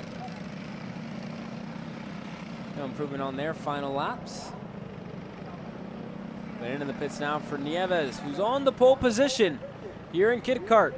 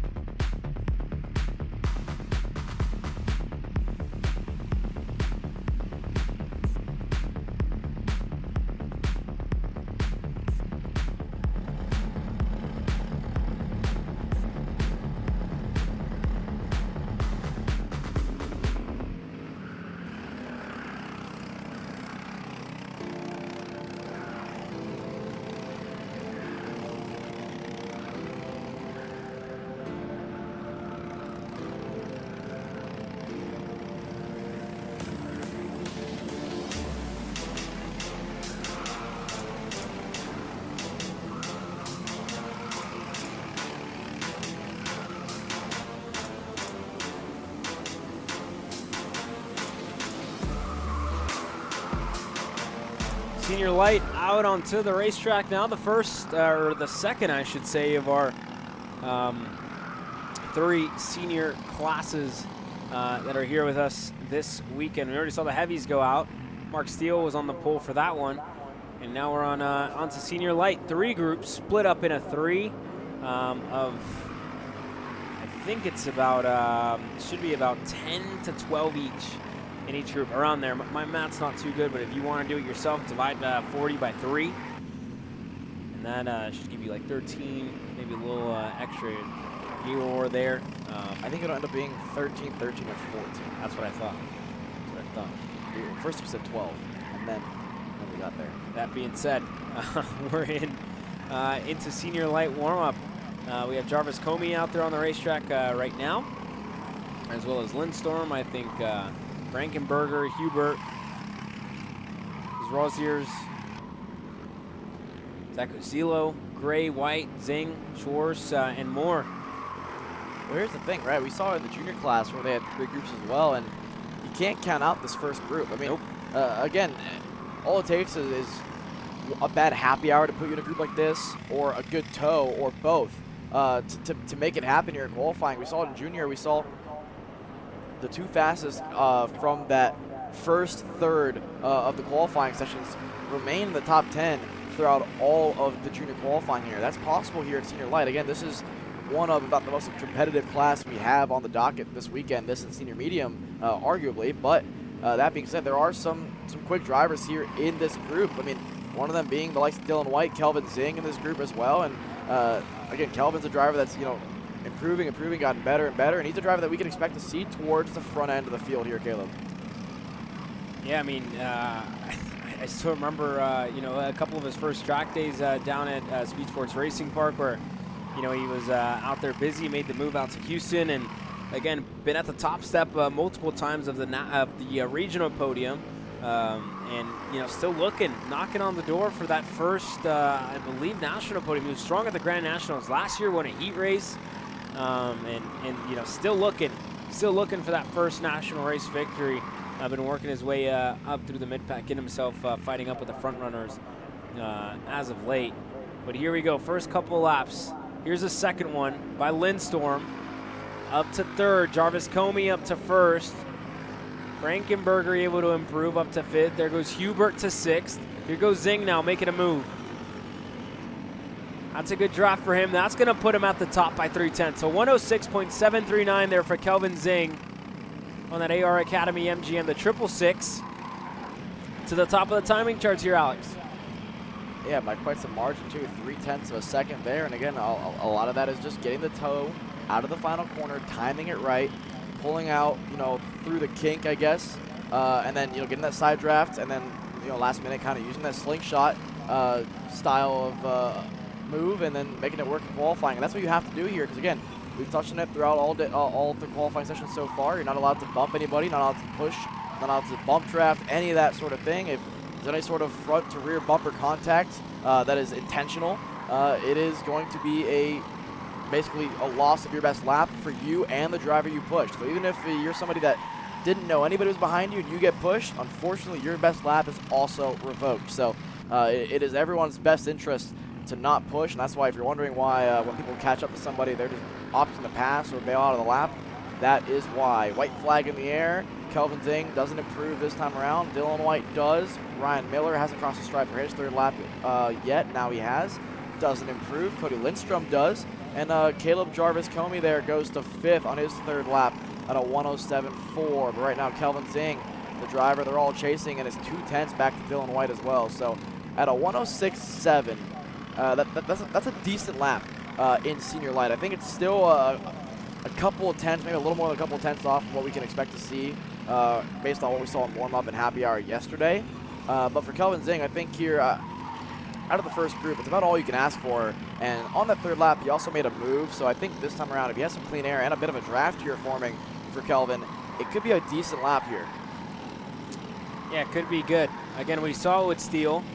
And again, it's just really putting yourself in a good enough position to where you're able to fight, right? You're able to do something with it whenever you get into the heat races and able to progress as much as possible to put yourself, at the end of the weekend to leave here with some hardware at the end of the main event. Here we go for Zing. He improves a 106.490. That's about 3/10 clearer than the rest of the field, quicker than the 72 of Dylan White, and the 077 of Ryan Miller. Eric Hubert, Cody Lindstorm, your top five. Jarvis Comey, 7th. Lindstrom, in the 5th spot. But there you go for your top 5. And again, we saw it earlier with Junior as well. You were talking about it, Alex. That first group, as long as you put yourself within a comfortable lap, get yourself in the mix, right? Get yourself within the top 15. And you know, whatever issues Zing had in the qualifying session, in the happy hour session, they seem to be fixed here in qualifying. Yeah, I think he had some problems in happy hour because I think he rolled out, if not close to last year to start qualifying, which means that he didn't really put a lap together in happy hour. But a 106.4 is very comparable to what we saw throughout the day yesterday into this morning as well. So that lap, I mean, that's from the driver that we're going to have to keep an eye on, Caleb, to see how far down the order he falls, if he falls at all. I mean, we'll have to wait and see. Obviously, there's still 2 more groups to go here in senior light, and we can expect to see, you know, the rest of the field start to take fight here to the likes of Kelvin Zing and others. But Dylan White 2nd, Ryan Miller 3rd, and all the way down to Ethan Gray there in 11th right now at a 107.890. But there's still 2 more groups to go. So now we have the middle 3rd group and then the top 3rd group. And all this, again, based off of happy hour yesterday. So you made an interesting point, Caleb, of, you know, is there some strategy involved in happy hour? Do you want to be the fastest guy? And I think there's pros and cons to it, right? Because ideally, the way that Cup Cars North America has kind of designed it all is, well, we create a big enough gap to where you shouldn't be able to really draft much. But sometimes the driver in front of you is slower than what you are. There's some games being played, and all of a sudden a driver that might have been 10th in happy hour gets a really good tow from somebody, and all of a sudden they're in a much better position than what they would have been, right? Whereas somebody like we saw from Eli Yanko in the Masters class, where all of a sudden, or in the Legends class, sorry, where you look at Eli and it's like fastest in happy hour, fastest throughout the practices. It's got to be pole here in qualifying, puts it 5th, right? Because he didn't get a tow off anybody. So I wonder at some point, do we see anybody who rolls out first here in these groups maybe bail immediately on that back straightaway and try to get themselves in a better position here? Obviously, again, no bump drafting allowed, but there is drafting allowed if you time it right. We've seen it on multiple occasions thus far, Mark Steele being the biggest highlight of the day so far in terms of showcasing what it takes to time the draft right. But that is the name of the game here in qualifying, with the middle 3rd group getting ready to get underway here. This group has Jamie Stropko, Dylan Munson, Josie Chambers, Nicholas Calapongo there, Capilongo, Cooper Perez, Ryan Sorok, Carter Kilgo, and more here. But I think the biggest highlight in this group, Dylan Amundsen for MGM, back on the MGM here this year. And that's a driver, again, we saw him working with Colin Warren this morning in warm-ups, put it 1 and 2. Expect more from him. The 0.48 there off the racetrack and trying to refire it. Got it going again. I think he might have a chance in this one. That's Ryan Soralik there. That's towards the back. That's towards turn 4 and 5. And got it refired. Very impressively, actually. Got on the go-kart, right hand on the throttle, fired it up with his left arm. Got it going again. That's allowed. You're allowed to go back on the racetrack. So for Ryan Soralik there, at least he'll be able to remain on the racetrack. So I'm curious what happened in the first place for him to just pull off on the side of the road and then refire it, because I clearly didn't lose a chain or anything there, Caleb. So I'll be curious to see if we could find out at some point what happened to him, because that is just a curious thing to pull off on that section of the racetrack. But nonetheless, here's Dylan Amundsen here. And again, for Dylan, probably expected to be quicker in happy hour than what he was, and that's why he's in this middle 3rd group and not the top 3rd half. But again, you can see the confidence in that MGM machine, the 36 machine, looking strong, making the moves. And now this is that dilemma where you might be and arguably are the fastest driver in this group, and you're almost at a disadvantage now because you've already passed the one guy in front of you that could give you a tow. Now you're by yourself, so you're putting a lot of faith in your ability to put a fast lap down. He proved it on lap 1 with a 106.256. Yeah, part of that had a bit of a draft, but I still think there's more lap time on that MGM machine, and Dylan's got 3 laps to prove it here. He's got 3 laps to prove it. I was about to say his hands look fairly smooth, Alex, especially throughout the racetrack. He looks comfortable, right? It looks like him and the kart are working really, really well together here, and just very, very smooth. You saw him kind of point his hands to the left, and that kart just went right into the corner there, and you see it again. Yeah, well, Dylan, myself being a teammate with him for many, many years, he was naturally a very smooth driver, very smart. Him and his dad work on that go-kart themselves. Paul and April Rice obviously help out as well, but for him and his dad, it's kind of just a father-son operation underneath the MGM tent, and he's very knowledgeable of what it takes to drive this go-kart. But every time that I talk to him, they have found a setup that works for them. I don't know this weekend, but most times that I raced with him, dating back even to Charlotte this year when we were announcing, and I asked him, you know, what do you do to the go-kart? He said, listen, we've found a setup that works, and more often than not, it's just gear changes that they have to do. So he has found a setup that is universally works on this Vega red tire, no matter what track they go to, and that's why you're seeing this sort of pitch the go-kart into the corner, rotate, and it points, and it's not bogging down as much as everybody else. You're not hearing any tire noise from that MGM machine either. So here we go, crossing the line, his first lap by himself. What does it look like? A 106.502 versus a 106.2 on lap number 1. So as fast as Dylan is, no matter how quick you are, I think he's proving that the draft is very much a factor here in qualifying, and I wonder how competitive that 106.2 will end up being. Look at Carter Kilgo now, a 106.419. Kelvin Zing's lap holds the third. And very, very mature stuff from Dylan Emerson here. And I got to say, experience. Yeah. He noticed that his lap times weren't improving. So he pulled out a line to let Jamie Stropko go. Why? Kind of to be nice, but number 2, he didn't want to tow him around for the rest of the lap as well. Yeah, smart. And again, we haven't seen where Kilgo really finds himself out on the racetrack. I would assume he's close to somebody else to be setting the times that he is. Right now, put himself up to second in his first national race. Jackson Young is up there as well in the 5th spot. Cole Shorn for PPK as well, the 38. Finds himself up into the 4th spot. But here we go, last couple of laps. Checkered flag in the air. There goes Chambers. Nobody really going better than Dylan Amundsen. There's Carter Kilgo getting set to cross now. Does he go any better on his last lap? He does. Wow. How about Carter Kilgo all on his own? I was predicting that he was going to be with somebody else, but on his own, Carter Kilgo for our first national race, a 6:04, a 106.210. What a way to put yourself on the national scene here this weekend. But again, you better hope that sticks, because here come the rest of the pack. Isaac Malquit's been quick. Henry Wheeler getting set to come out with Christopher McKeithen as well. James Overbeck, talked about him a little bit. Colin Warren, we saw him, you know, taking almost a philosophical approach to the racetrack yesterday, right? Spent a lot of time yesterday looking at the corners, that back section especially, right? He's been, you know, here before, but he was really diving deep into, you know, what else he was going to need to stay ahead of the curve here this weekend. We saw him looking at the last couple of corners, you know, looking at the lines, looking how the rubber was coming down. And again, that was all part of the different approach, philosophical, if you will, like I said earlier, to the approach of it. But even then, we await to see a bunch of hungry young guns, I should say, getting to take the fight to 8-time Grand National Champion Colin Warren. Well, the rest of this group pulls on into the pits. We can hear the engines fired already from the top third of qualifying here for senior light, and we'll have to wait the last couple of drivers here to pull on into the pits.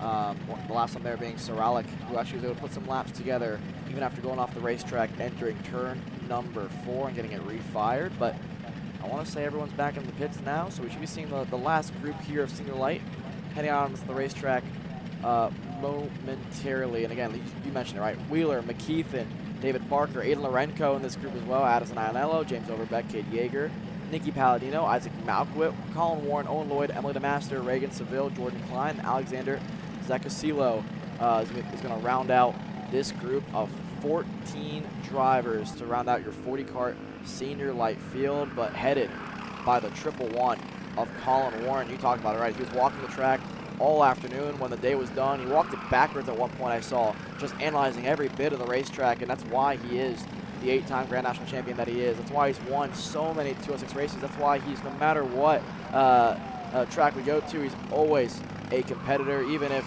you feel like he won't be there, he will find a way to be quick. So expect the VLR TS Racing Machine to be fast, but also expect the likes of Aiden Lorenko behind him to be quick. I talked about it in the warm-up sessions. Warren and Lorenko have been the 2 fastest drivers this weekend. In light, it was Warren and Lorenko 1-2, and in medium, it was Lorenko and Warren. You just flip the names. That's all you have to do. But Warren and Lorenko right now have had the field covered. You can't talk about Senior Light, though, and not talk about Isaac Malkwood as well. I mean, as this qualifying session gets underway, I'm sure we're going to talk about Little Sizzle even more, but he's been so impressive, dating back to his debut at Daytona Kart Week, and then his debut in Senior Light here at the Cup Karts North America Spring Nationals at Charlotte Motor Speedway in Senior Light. He was a driver that was top 3 all weekend long until the main event, where it kind of fell away from him the last couple of laps, but he's been so impressive. Hasn't seen a practice session all weekend where he wasn't inside the top 3, and for a driver that's entering his freshman year of high school at the ripe age of 14 years old, he's taking it to the big guns here, I think, Caleb. Yeah, I mean, that's awesome, right, to see him kind of racing here, making that move up early on the 206 side of things. But here we go for the first lap, and you see that VLR just hopping a little bit here through this corner. You see they're up on 2 wheels for Colin Warren in the second to last corner of the racetrack, so a lot of grip, a lot of rubber been laid down throughout the weekend. I gotta say, I'd rather that. I would rather that be how my go-kart handles than it be stuck to the ground completely. I think Colin Warren, maybe a little bit too much, right? But I mean, I'd rather at least get some level of tire pickup off the ground than all 4 tires be stuck to the racetrack and, you know, get that major hop or sort of a flat slide going here, like we're seeing from Colin Warren through turn 4, where that tire is almost not rotating as much as he would like. He's hopping out of the seat there out of 4. I don't think at the exit he would have wanted. That go-kart looks a little more hooked up than what we expect to see the VLRs to be here, Caleb. Yeah, how about a couple of movers here so far? Kilgo's lap time still going to hold, only in 4th. Malkwood gets himself up to 1st, to Overbeck and Addison Ianello in the 46. That's a great showing for Addison. Get herself up to 3rd. You have Lloyd back in 5th. Amundsen holding on to 6th. Where is Colin Warren on our timing charts here, Alex? Yeah, Colin Warren, he's not, at least not anywhere near the top 10 right now. 15th. Yeah, 15th for Warren. It's not gonna be much better this lap, I don't think. Let's see. Nope. It goes to 8th. Look for Lorenko here, and Addison Ianello off the draft of Aiden Lorenko goes top of the board, 105.7. Little Sizzle to 2nd at a 105.8. Overbeck hasn't seen the 2nd lap yet, but he's up to 3rd. McKeith in the 4th. Carter Kilgo's lap still holds to 5th right now at the moment, but impressive stuff there for Ianello. Emily the Master now goes inside the top 5. She'll go to 5th. Lorenko's lap's going to fall him down to 7th place at the moment, but this is very impressive for Addison Ianello on the 46 machine. The 2 PPK Coyotes following each other, 2nd and 3rd in line behind Colin Warren, and she's timing this perfectly. You got to remember, you can't push him at all, but she's leaving enough of a gap. I think the gear ratios are working out well enough for her to where she doesn't have to actually bail much through the corners. So I think Lorenko's geared taller than her almost, and it's pulling her through the straightaways as well, and she's quick enough in the corners to stay with them here. So let's see. Out of the kink towards the white flag here, Colin Warren still not looking quick enough. There she goes. Addison Ianello to the line. Doesn't improve on lap 3, but like you said, just she really had to go there because she was, I think, getting a little too close for comfort on the rear bumper of Aiden Lorenko. Well, Lorenko improved that lap up to 3rd, a 106.189. Kilgo's lap still remains in 7th. Little Sizzle didn't improve. Palladino from Canada goes to P6 on the 70 machine. So Nicky Palladino on lap number 3, he'll improve. Owen Lloyd's going to improve to 5th now, a 106.1. Overbeck didn't improve. McKeithen didn't improve. You go back to DeMaster, she didn't improve. You go back to Colin Warren, who also didn't improve. Cade Yeager hasn't improved either on his lap. So this is a pretty interesting qualifying session, the way it's going to unfold here. And for Colin Warren, for a driver that has had everyone's number thus far this weekend, struggling here in qualifying to remain in the top 10. He's 11th. It doesn't look much better this lap. But for Addison Ianello, a provisional pole position and a really good final lap in the books here.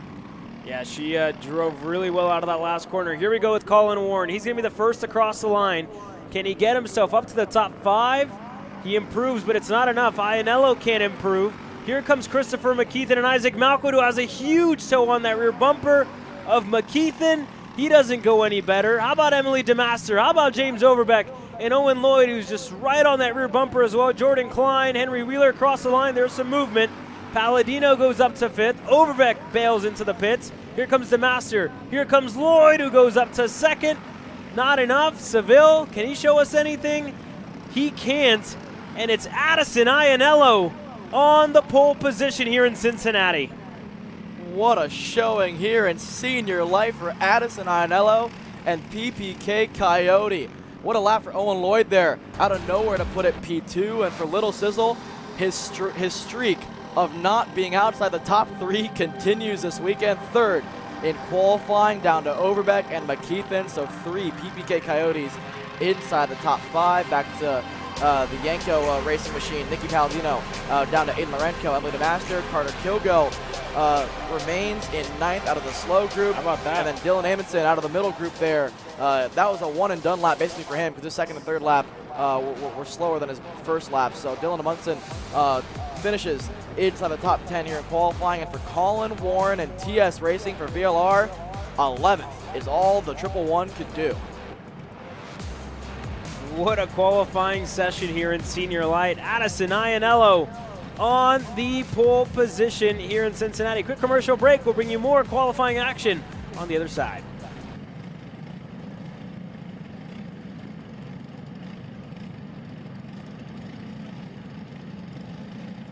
All the way up to the finish line. Who is it going to be? It's Sean Perez who wins in Crescent. Ty Fisher wins $1,000 in KA100 Junior. How about John Bird for TV Kart USA on home soil? They take the win in Amarillo. Amarillo Kart Complex is now the official distributor for TV Kart in the continental U.S. Become a dealer today. Champions aren't just born on the kart track. At SimShop, we deliver professional-grade simulators with the best performance-to-price ratio in the industry. Founded by racers who understand what you need, our SimMagic and Moza equipment is powerful enough for the pros, yet affordable for everyone.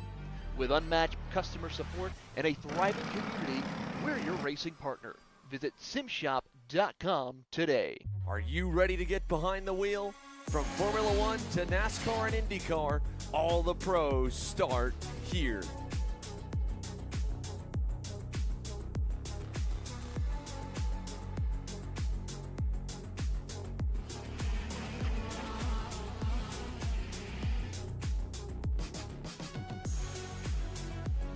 For more information, check us out online at mcckarting.com or call us and go racing today. All the way up to the finish line. Who is it going to be? It's Sean Perez who wins.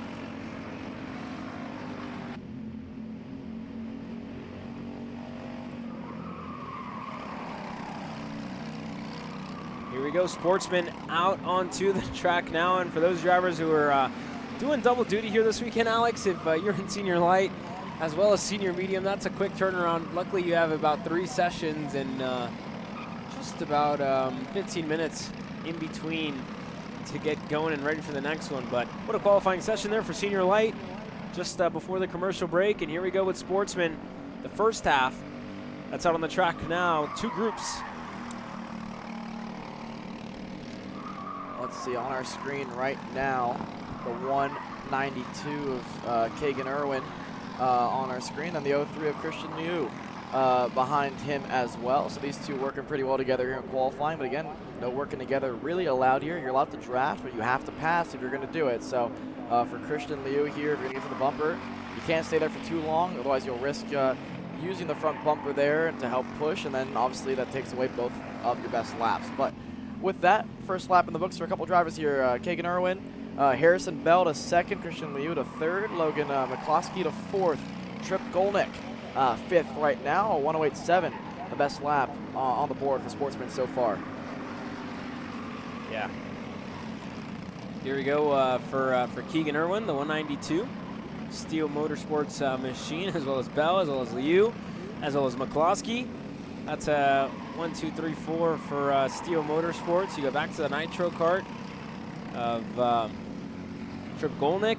Silas Root back there as well on the Timmy Tech Comp kart.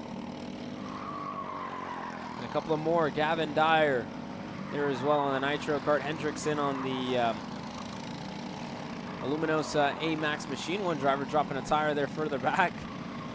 Shake of the head. Not too happy there for McCloskey.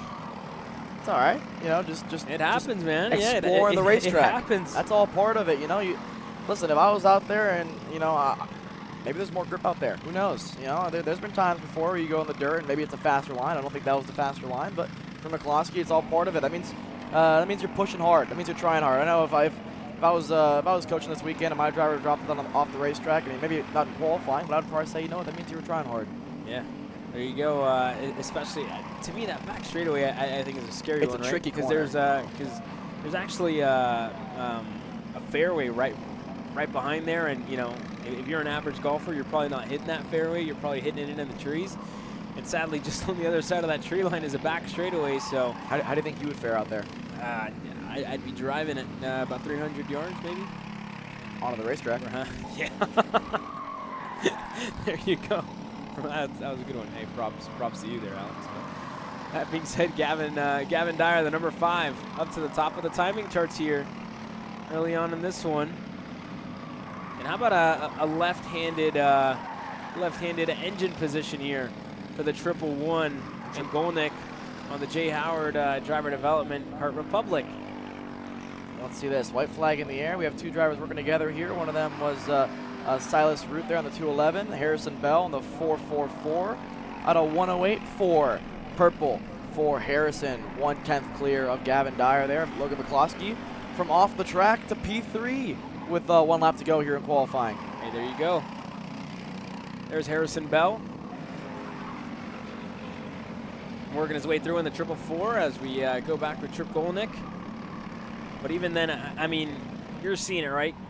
Kind of the conversation we've had all weekend long is lap 2, lap 3, even lap 4 if you're Tim Schutt, lap 1 and done. But again, that's shown us that's the fastest lap. That's the optimum window that we've seen the Vega tires be in throughout the weekend. So we're getting close to the end here. We follow around with Harrison Bell. The first half, again, of your Sportsman class is going to be 2 groups hitting the racetrack here later on. Here's a Ricardo kart for Steel Motorsports. Checkered flag in the air for a couple. Christian Liu up to 2nd. Gavin Dyer doesn't improve in 3rd. Here comes Harrison Bell across the line. No improvement, but holds on to 1st. Trip Golnick's going to improve to 6th at a 108.9. Here comes the rest of the field. Kason Hendrickson doesn't improve. Silas Root doesn't improve. Lincoln DeCoster improves to 6th at a 108.8. The last driver here to cross the stripe with Ethan Jarvis Comey there to round out the 10 drivers that saw the green flag here to start qualifying for the Sportsman division. 1 more half of the Sportsman class ready to go, but it's all topped right now by Logan McCloskey for Steel Motorsports 1, 2, and 3. McCloskey, Bell, Christian Liu, all for Stealth Motorsports for Mark Steele. And for Logan McCloskey, he was off the racetrack on lap 2, put it P2 on lap 3, and put it P1 on the final lap here of qualifying for Sportsman. The fast half of the Sportsman division getting ready to hit the racetrack right now. And again, these groups are decided by the happy hour session yesterday, and they split up into, well, your lap times from happy hour. So this was the slower half of the 20, and then the faster half of the 20 drivers and Sportsmen will see the racetrack here momentarily. But I got to say, that's a pretty solid lap. A 108.2 is very, very competitive here in the Sportsman class. We should expect laps in the low 108s, maybe the high 107s here. So we'll have to wait and see how Logan McCloskey's lap holds up when the next group hits the racetrack.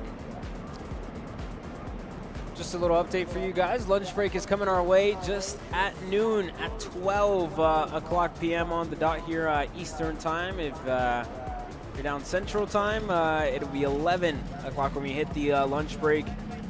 And again, we'll be back at 12:40 with more racing action, but that's going to be on the other side for KC Premium members only $9.99 a month. You become a KC Premium member and watch all the racing action live. Don't forget to join us on the other side. Myself, Alex, and the entire KC crew, as well as the entire drivers racing here this weekend, and staff at Cup Karts North America would love to see you watch these main events and main events tomorrow, heat races today live. You're not going to want to miss it. The qualifying's already been super, super exciting, and I can't wait for the racing action, Alex. We'll have to wait a little bit longer, though. after lunch break.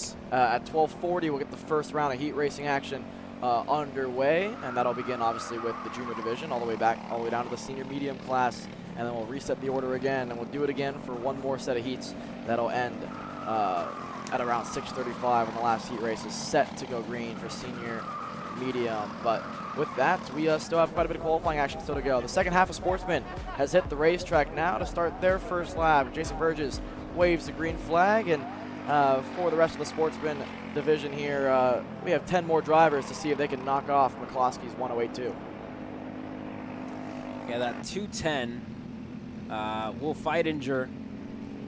They're joining us here this weekend. Daniel Dragunov, another driver that we've spoke about as well a good bit throughout the year. Always a factor, always a contender when we come out here to CKNA 206 racing action, the 151. That is. It's out there on the racetrack now as well with Feidinger in the 210. We'll follow him along for this first couple of laps, see what Feidinger can do. And again, he's been one of the quickest drivers so far in this class this weekend, Alex. You see the shake of the head there, climbing the hill towards turn 11. The cart really gripped up on him, and he had to kind of catch it twice through the corner. And that's the difficulty of when you have a soft tire and you have, you know, the track being so rubbered in, and you have a small chassis like a cadet style chassis. It can be tough for these young kids to kind of navigate the high gripped racetracks because it'll affect them more than a bigger chassis, right? So for Will Feidinger there through the left-hander turn 11, I think it just kind of caught him out there. And you know, watching this go-kart so far through all the corners that have a lot of grip on them, which is pretty much all the high-speed stuff, it looks to be struggling a little bit more. It's folding on those rear tires here. So through turn 4 again, looking better this time around. So I think the go-kart's now coming into play a little more, but it doesn't look perfect here for Will so far. But behind Will, first lap of the books for a lot of these drivers here. So we'll have to see. Will's first lap goes to 12th.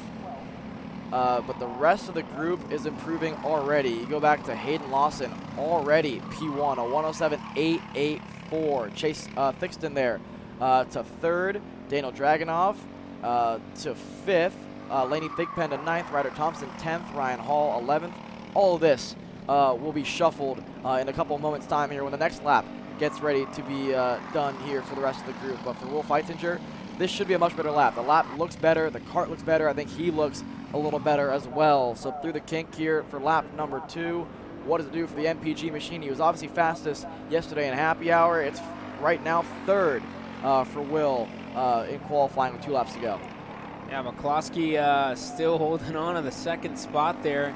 Here we have some, it looked like a change there. There it is. Laney Thigpen up to 2nd.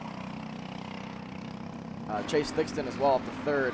Lawson didn't improve in his lap that time around, but again, this is another trend that we've seen, right? If you can get a lap on that first lap to work, it's sometimes good enough. And right now for Hayden Lawson, 107.8 on lap number 1 is holding on strong. His second lap isn't strong enough to beat what he just did on the first lap. Dragunov improves to 6th. Ryder Thompson, Ryan Hall, Henrik Mackay up to 10th on their second lap as well. You look at the gaps down the order. Lawson to Thigpen first, second, 17 thousandths of a second. Then you go back to Chase Thixton in 3rd, 2/10 back. We're on a lap number 3 now. This is going to be, to me, the biggest telltale sign for Will Feidinger. Is it going to be good enough here on the white flag lap? How does the improvement look for the MPG machine? 0 improvement. He actually drops a 10th that lap. So he'll remain in 5th right now at the moment. And for Will Feidinger, again, the go-kart just looks to be a little bit too gripped up probably for his liking at the moment. Not such for Laney Thigpen, the 12 machine.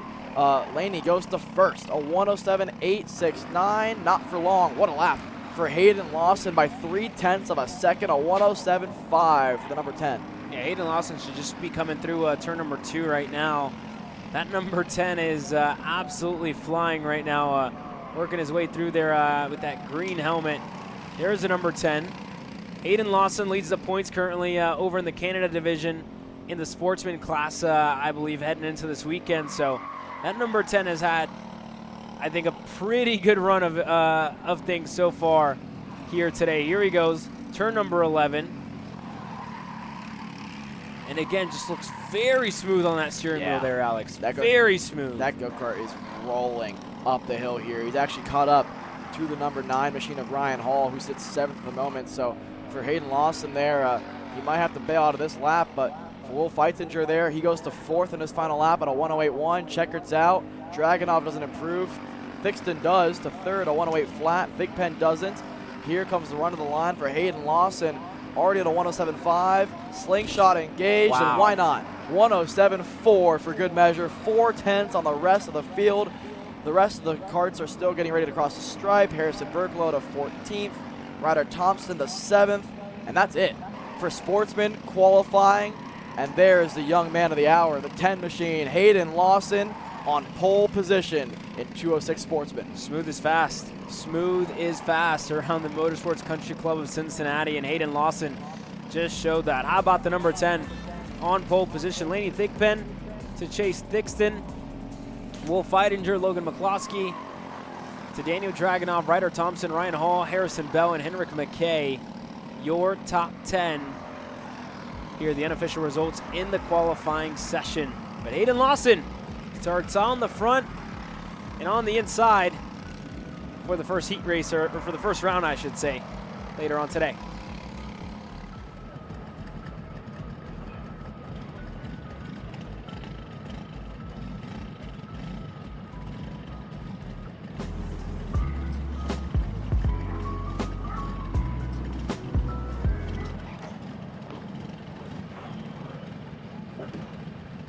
Hey, what's up, Caleb? What's up, Brandon? You sound defeated. A long day at the office? Yeah, got stuck at a cat food marketing meeting for like 3 hours. I don't know a thing about cat food, and I don't even work in marketing. And then I got sent on a coffee run like I was some sort of intern. Then at the end of the day, when I went to go get gas, I just realized everything is so darn expensive nowadays, man. Yeah, you got that right. Like, do you have any idea how much we're spending on Netflix? It's like 20 bucks a month. Do you know how much we're spending on cable? That's like 50 bucks a month. And you know what isn't expensive? Tell me. Kart Chaser Premium. For only $9.99 a month, you can watch all the American karting action live from coast to coast. Subscribe and become a member today.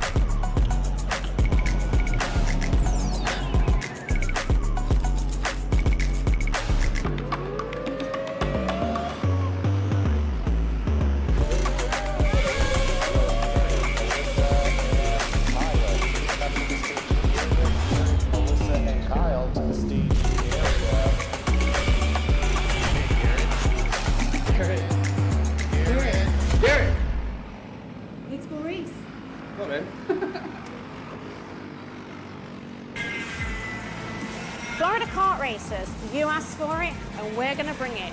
Introducing Florida Karting Championship, FLKC, a brand new racing series coming to Florida in 2026.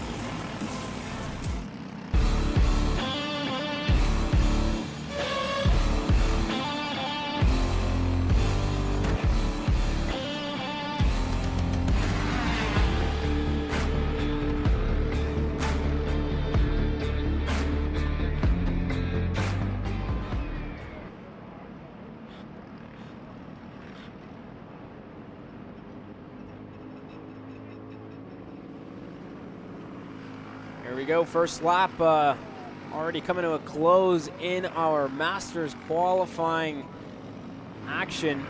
Michael Dittmer, 77 up to the top. Jamie Bradford, Tim Shutt, we saw him go one and done earlier today in the Legends category.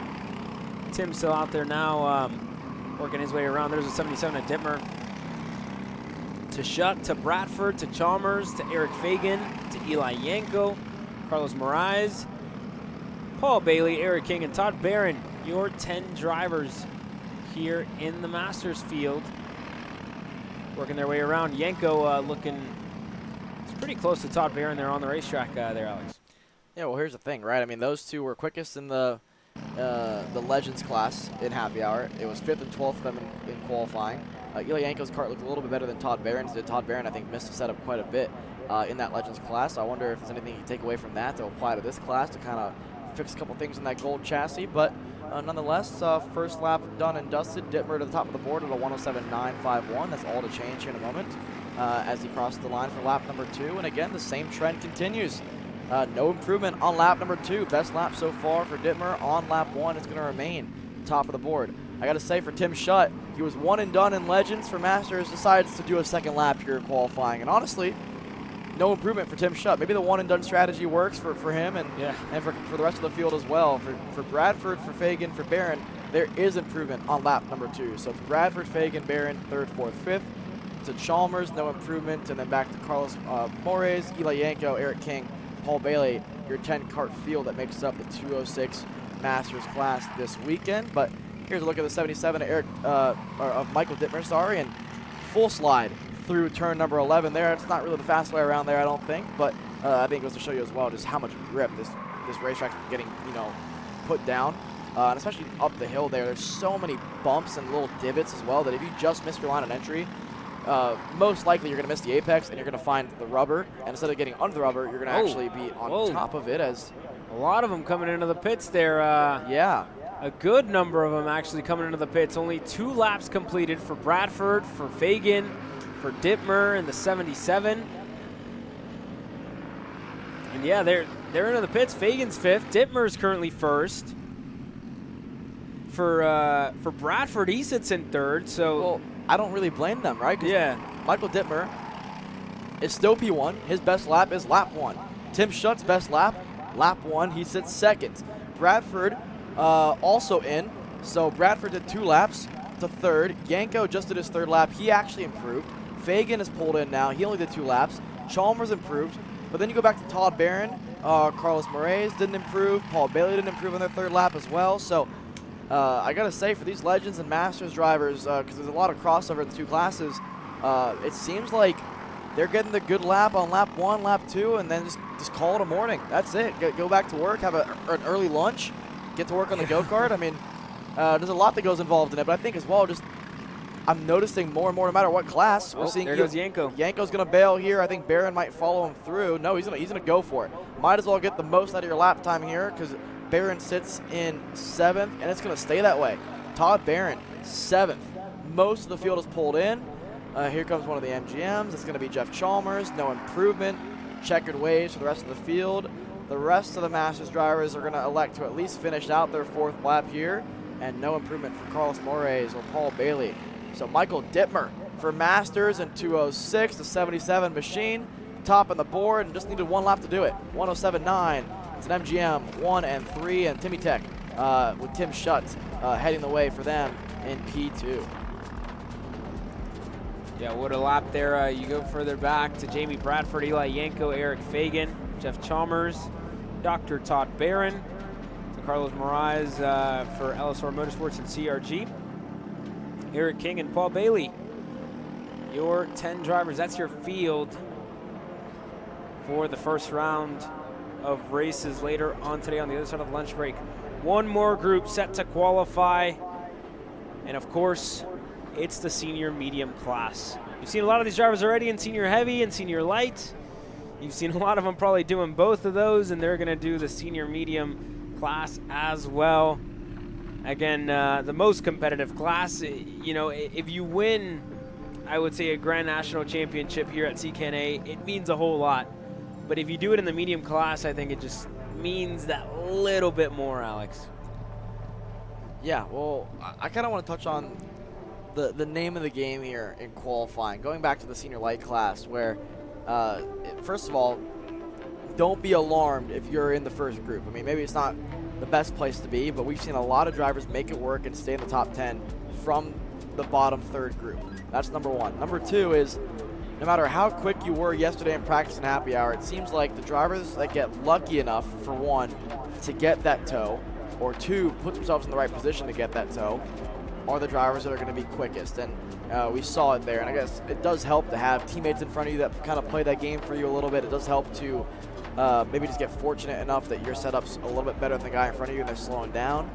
But in senior light, we saw that all throughout the qualifying sessions and just how important that draft really is. Yeah, it's showing. It's showing. We saw it in light. We saw, you know, Addison. I really think timed her run perfectly, right? She passed when she had to pass, and she was biding her time. Did it perfectly. Got it done right behind her teammate Nathan Lorenko. So we're doing it now. One more go around, 3 groups.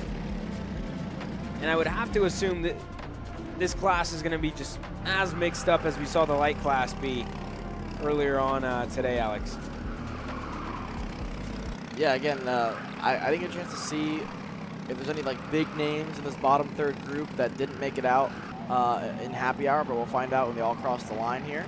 You know, what are the big names that, you know, maybe just didn't have a great happy hour? We've seen the likes of Brady Eichhoff here on the 027 machine, heading the way here for the bottom 3rd group. And again, we'll see the rest of the order when they hit the timing and scoring marker here, Caleb, to start their qualifying session. But again, for Brady here, for example, he's by himself. You're the first one out of the pits. No one's behind you, so no one's going to get your toe most likely, but you're also not going to get anybody's toe.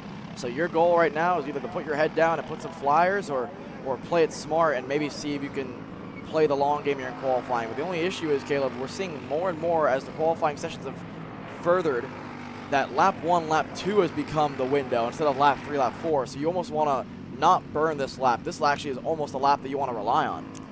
I'll tell you what, so we have Frank Atwood in this field, as well as a couple of more that find themselves in this group. There's Heber.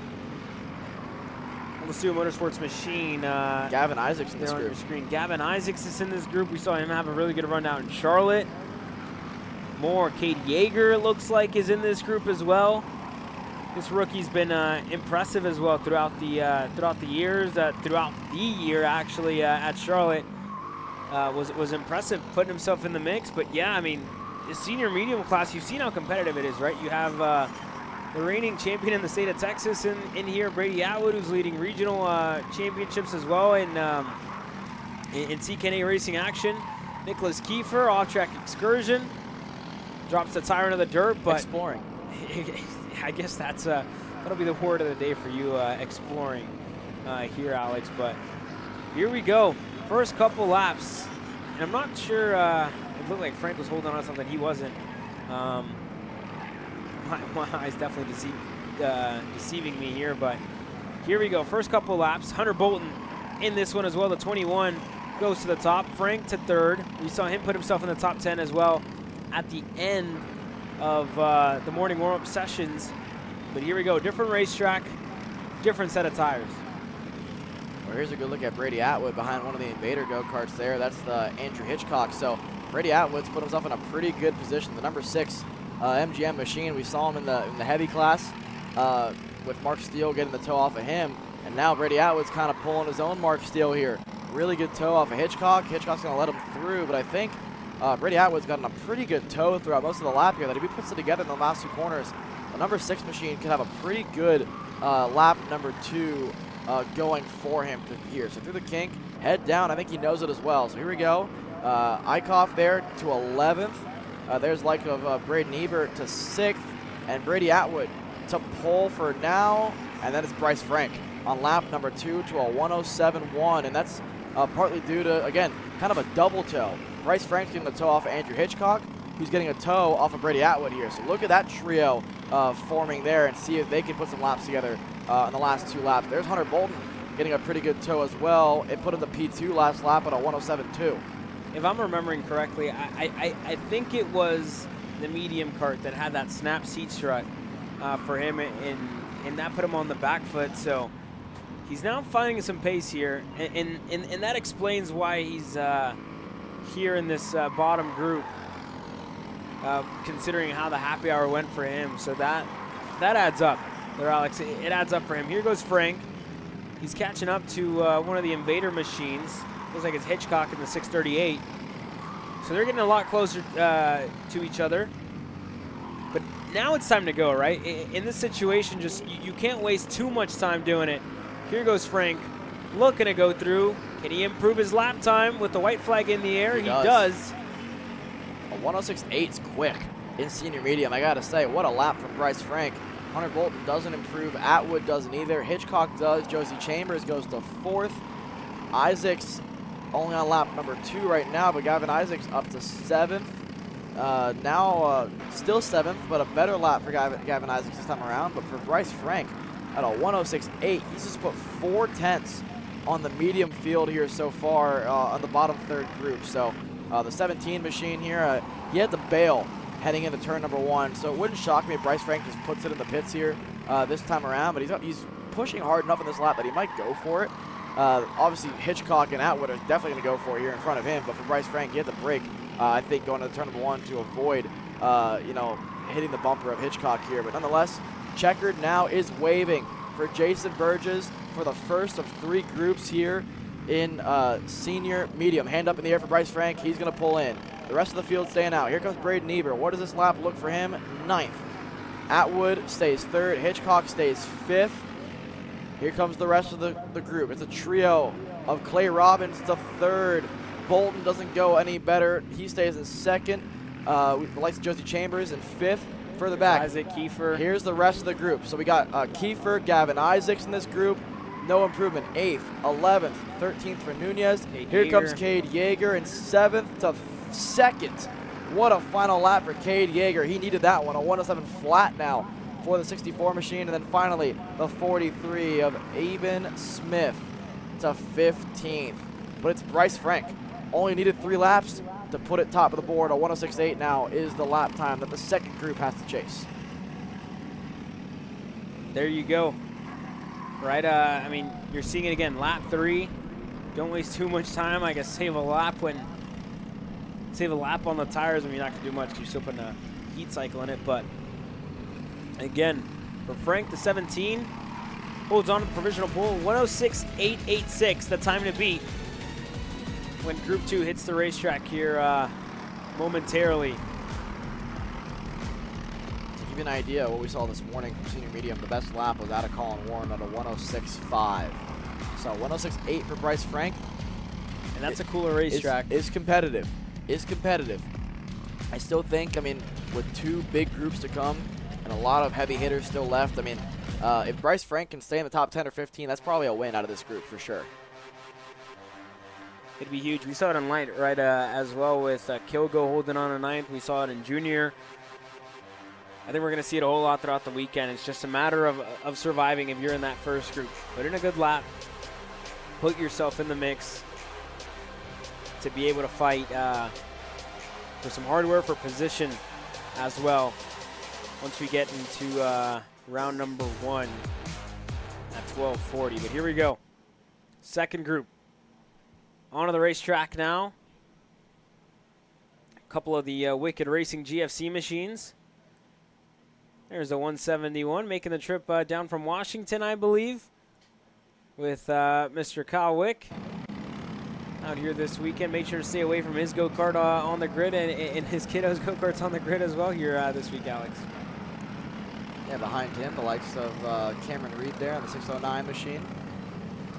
Looks like the 171 there messing with a couple things on his engine. I wonder if this is gamesmanship. It is. It definitely is. 100%. I've done that before too, I'm not going to lie. Where you want to pull out a line because you don't want to be the first guy out there, so all of a sudden you have an engine problem, and then you don't have an engine problem anymore. You probably left the choke up, man. I mean, No, for sure. But nonetheless, that's actually the first time all day in qualifying that I've actually seen the guy out of the pits not just stay in first. And let's see if this actually plays into the 171 of a Grote. Let's see if it plays into his hands a little bit now. I think it's going to be beneficial, right? Because look how close this group is, Caleb. This is the first time, I think, on lap 1 where we have a quintet of go-karts out there, or quartet, sorry, at once. And Jordan Klein, a young lady, looked to make a move. She was able to get through second in that group. Cole Nelson just right behind them, sitting fourth on his Invader chassis, and Cameron Reed leads them away, and again, just can't get all too close to each other. But you can take advantage of the clean air, and Jordan Klein, little mistake in turn 11. And there you have, I believe last name is Isaacs for that GFC. Put a name on that number here shortly. Sorry, Jack Grote. My apologies there, Jack Grote in the 171, having a check up, as well as Cole Nelson. Here he goes on the inside of Cameron Reed. Right on by. Grote looking to go through as well. He gets clear, so now it's time to hit the reset button, right, for Jordan Klein, for Cameron Reed. And here we have some movers. Yanutsi's up to 4th. Crouch goes to the top. The 955, a good lap. Hand in the air for Jordan Klein. Not sure if she had an issue or just wanted to reposition herself. And that put Reagan Seville through.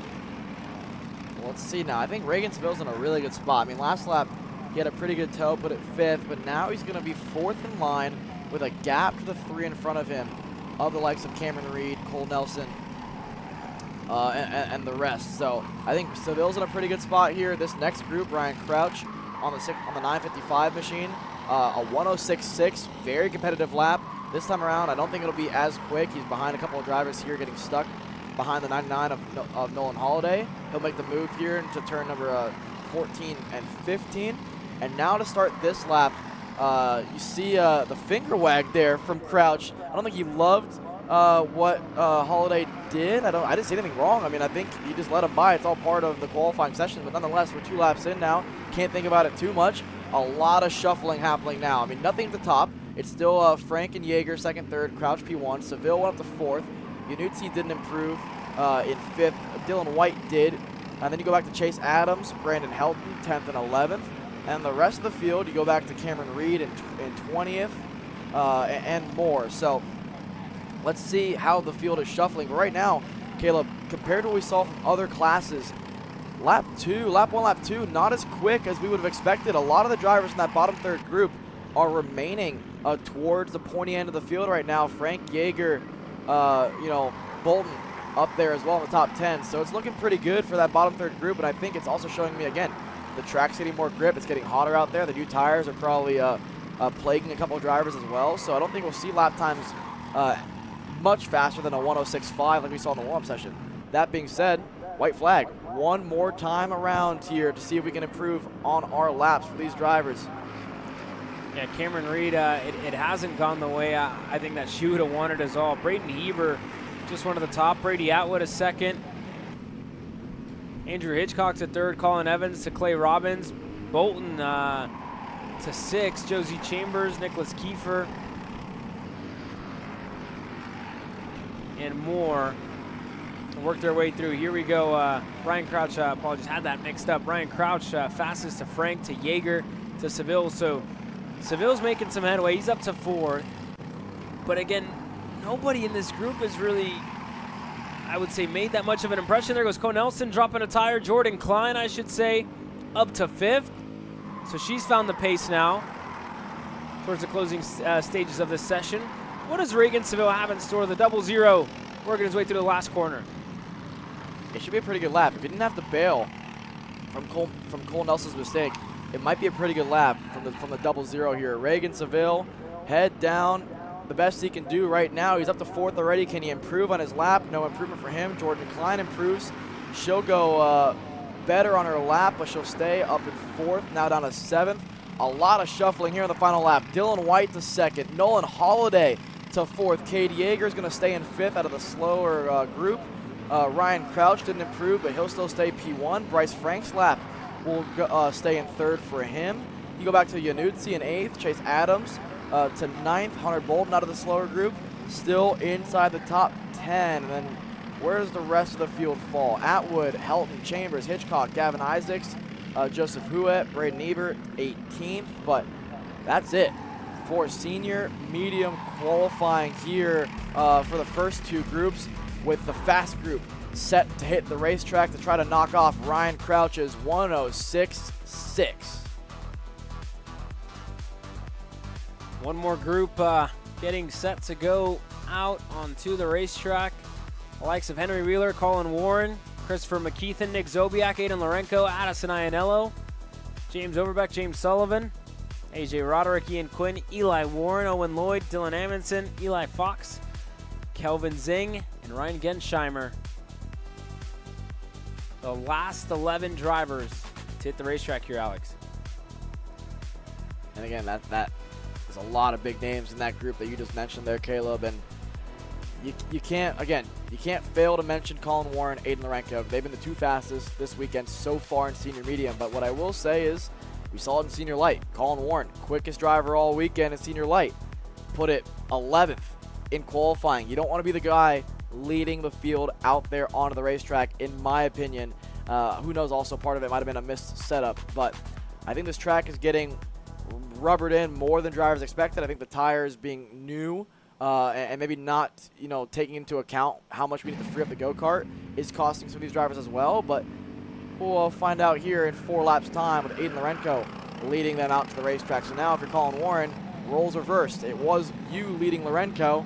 Now it's Lorenko leading Colin Warren. Let's see if any games are being played out of the pits right now. I don't think so. I mean, it's kind of just hammer down and put some laps together. Colin Warren looks like he timed it pretty well out of the pits. He might have a chance here if he can put some laps together on this out. If he put a good couple of corners together on the out lap, could get a decent lazy toe come lap 2, lap 3 here on Aiden Lorenko. But we'll have to see here once the field really gets situated how it's all going to work out and stay organized for these guys. But for PPK Coyote, they already have a pole in senior light. Let's see if they can make it a pole in senior medium here with Lorenko, maybe Overbeck, and more getting ready to hit the racetrack. Green flags out. First lap underway for Aiden Lorenko. And Caleb, the driver I'm looking at right now is Colin Warren. He didn't look very quick in senior light. He's looking quick out the gate here in senior medium. Obviously, the out lap is not a whole lot to base things off of, but it's been a pretty decent indicator of how quick they're going to be. Yeah, here we go. We'll take a good look at it in turn 4. Looks a lot better than what the light cart did. For sure. A lot better. He looked real busy on that steering wheel. Kind of looked uncomfortable, if you want to say. But he looks good. Still a little bit of hopping here going into turn, I guess if you want to call 6, with a little kink on the run. But even then, Colin Warren's not looking too bad, not too shabby here in the medium class. His big struggle point, I would say, was the last 2 corners, which he's about to get to. This is really where we saw him kind of struggling, saw him hopping, I think, more than he'd want to.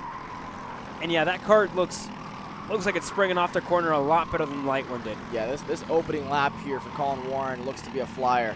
Around the kink and into the front straightaway here to start to finish lap number 1. Lorenko's got a decent lap going, but Warren's got a flyer here. Lap number 1 already P2. There you go. 106.6 for Colin Warren. McKeithen behind him goes to 5th. Wheeler to 10th. Addison Iannello, remember, pole sitter from senior light. She goes to 5th on lap number 1. Dylan Amundsen to 3rd on lap number 1. Eli Warren to 7th. So a lot of drivers already bumping a lot of the mid to slow group out of the way. Ryan Crouch's lap still holds on here. So there goes McKeithen. Here comes Wheeler, and there is Addison Iannello, senior light pole sitter. Can she make it 2 for 2? I mean, that would be insane, right, for Addison Iannello coming into the weekend, right? Definitely not expecting to come out of this one with 2 pole positions. She currently sits 5th. And I must say, Alex, she's in good position right behind Henry Wheeler to get everything she needs to get back up to that provisional pole position. We'll see if she can capitalize on it here on Henry Wheeler. Iannello pushing with everything she's got. We'll keep an eye on Warren as well as he gets set to cross the line this time by to try and snag that top spot in qualifying. Here goes Addison across the line this time by. You see her inching closer and closer to Henry Wheeler. She doesn't improve on her second lap. But James Overbeck, he's up to 7th. Dylan Amundsen doesn't improve either. McKeithen stays in 8th on his second lap. Not much improvement. And there goes Colin Warren finally passing Aiden Lorenko. So now roles are reversed. Can Lorenko now get that draft, Alex? Yeah, I think Aiden Lorenko's in a pretty good spot now. But how about Ryan Crouch? That lap still holds strong from the second group with 2 laps to go in qualifying. The 106.665 is maintaining at the top of the board. Warren's the closest competitor to that lap. But let's see what the rest of the field has in store. There goes Eli Warren by himself, giving a pretty good toe to Dylan Amundsen there in 3rd right now. No improvement for Amundsen last time around. Same as Iannello, same as most of the group here for this second lap. Now on lap number 3, Dylan Amundsen's the driver I'm watching here, Caleb. Show us what you got, Dylan. 2 more corners on lap 3. This has been, again, the lap that we've seen the best times come out of these Vega tires here this weekend in qualifying. Here we go for Dylan Amundsen. Getting set to cross the line now. Does he have anything left? Iannello goes up to 3rd. What does Amundsen have? He goes up to the pole position. You said it, a 106.575 for Dylan Amundsen. That MGM machine, we said how smooth he looked on the steering wheel in light. He looks, I think, even better here in the medium kart. Eli Fox goes to 5th now for MGM as well. So we got MGM 1-5. We got a Coyote in 4th there, and then back down to 9th and 10th for PPK Coyote. Then Crouch's lap, again, still holds strong in 2nd. This is the final lap of qualifying, and for Dylan Amundsen, I got to say, this lap looks even better than the last one as well. It's looking good for Dylan Amundsen. White flag was in the air last time around. He's getting closer and closer to Eli Warren. I think he might get a little too close in the last 2 corners. Has good breathing room, but here we go across the line for Aiden Lorenko, for Colin Warren, who hasn't improved in his last 2 laps. His first lap was the best lap. He's going to dive into the pits. Colin Warren's done here in qualifying. Aiden Lorenko's across the line now. Does he have anything? He doesn't. McKeithen doesn't have an answer. Amundsen, a great run to the finish line. Here we go.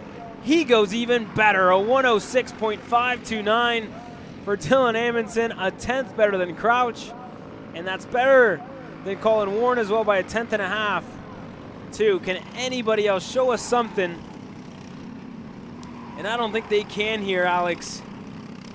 On a return to home in Charlotte, and the second national race with MGM with Paul and April Rice, Dylan Amundsen is on the pole in senior medium.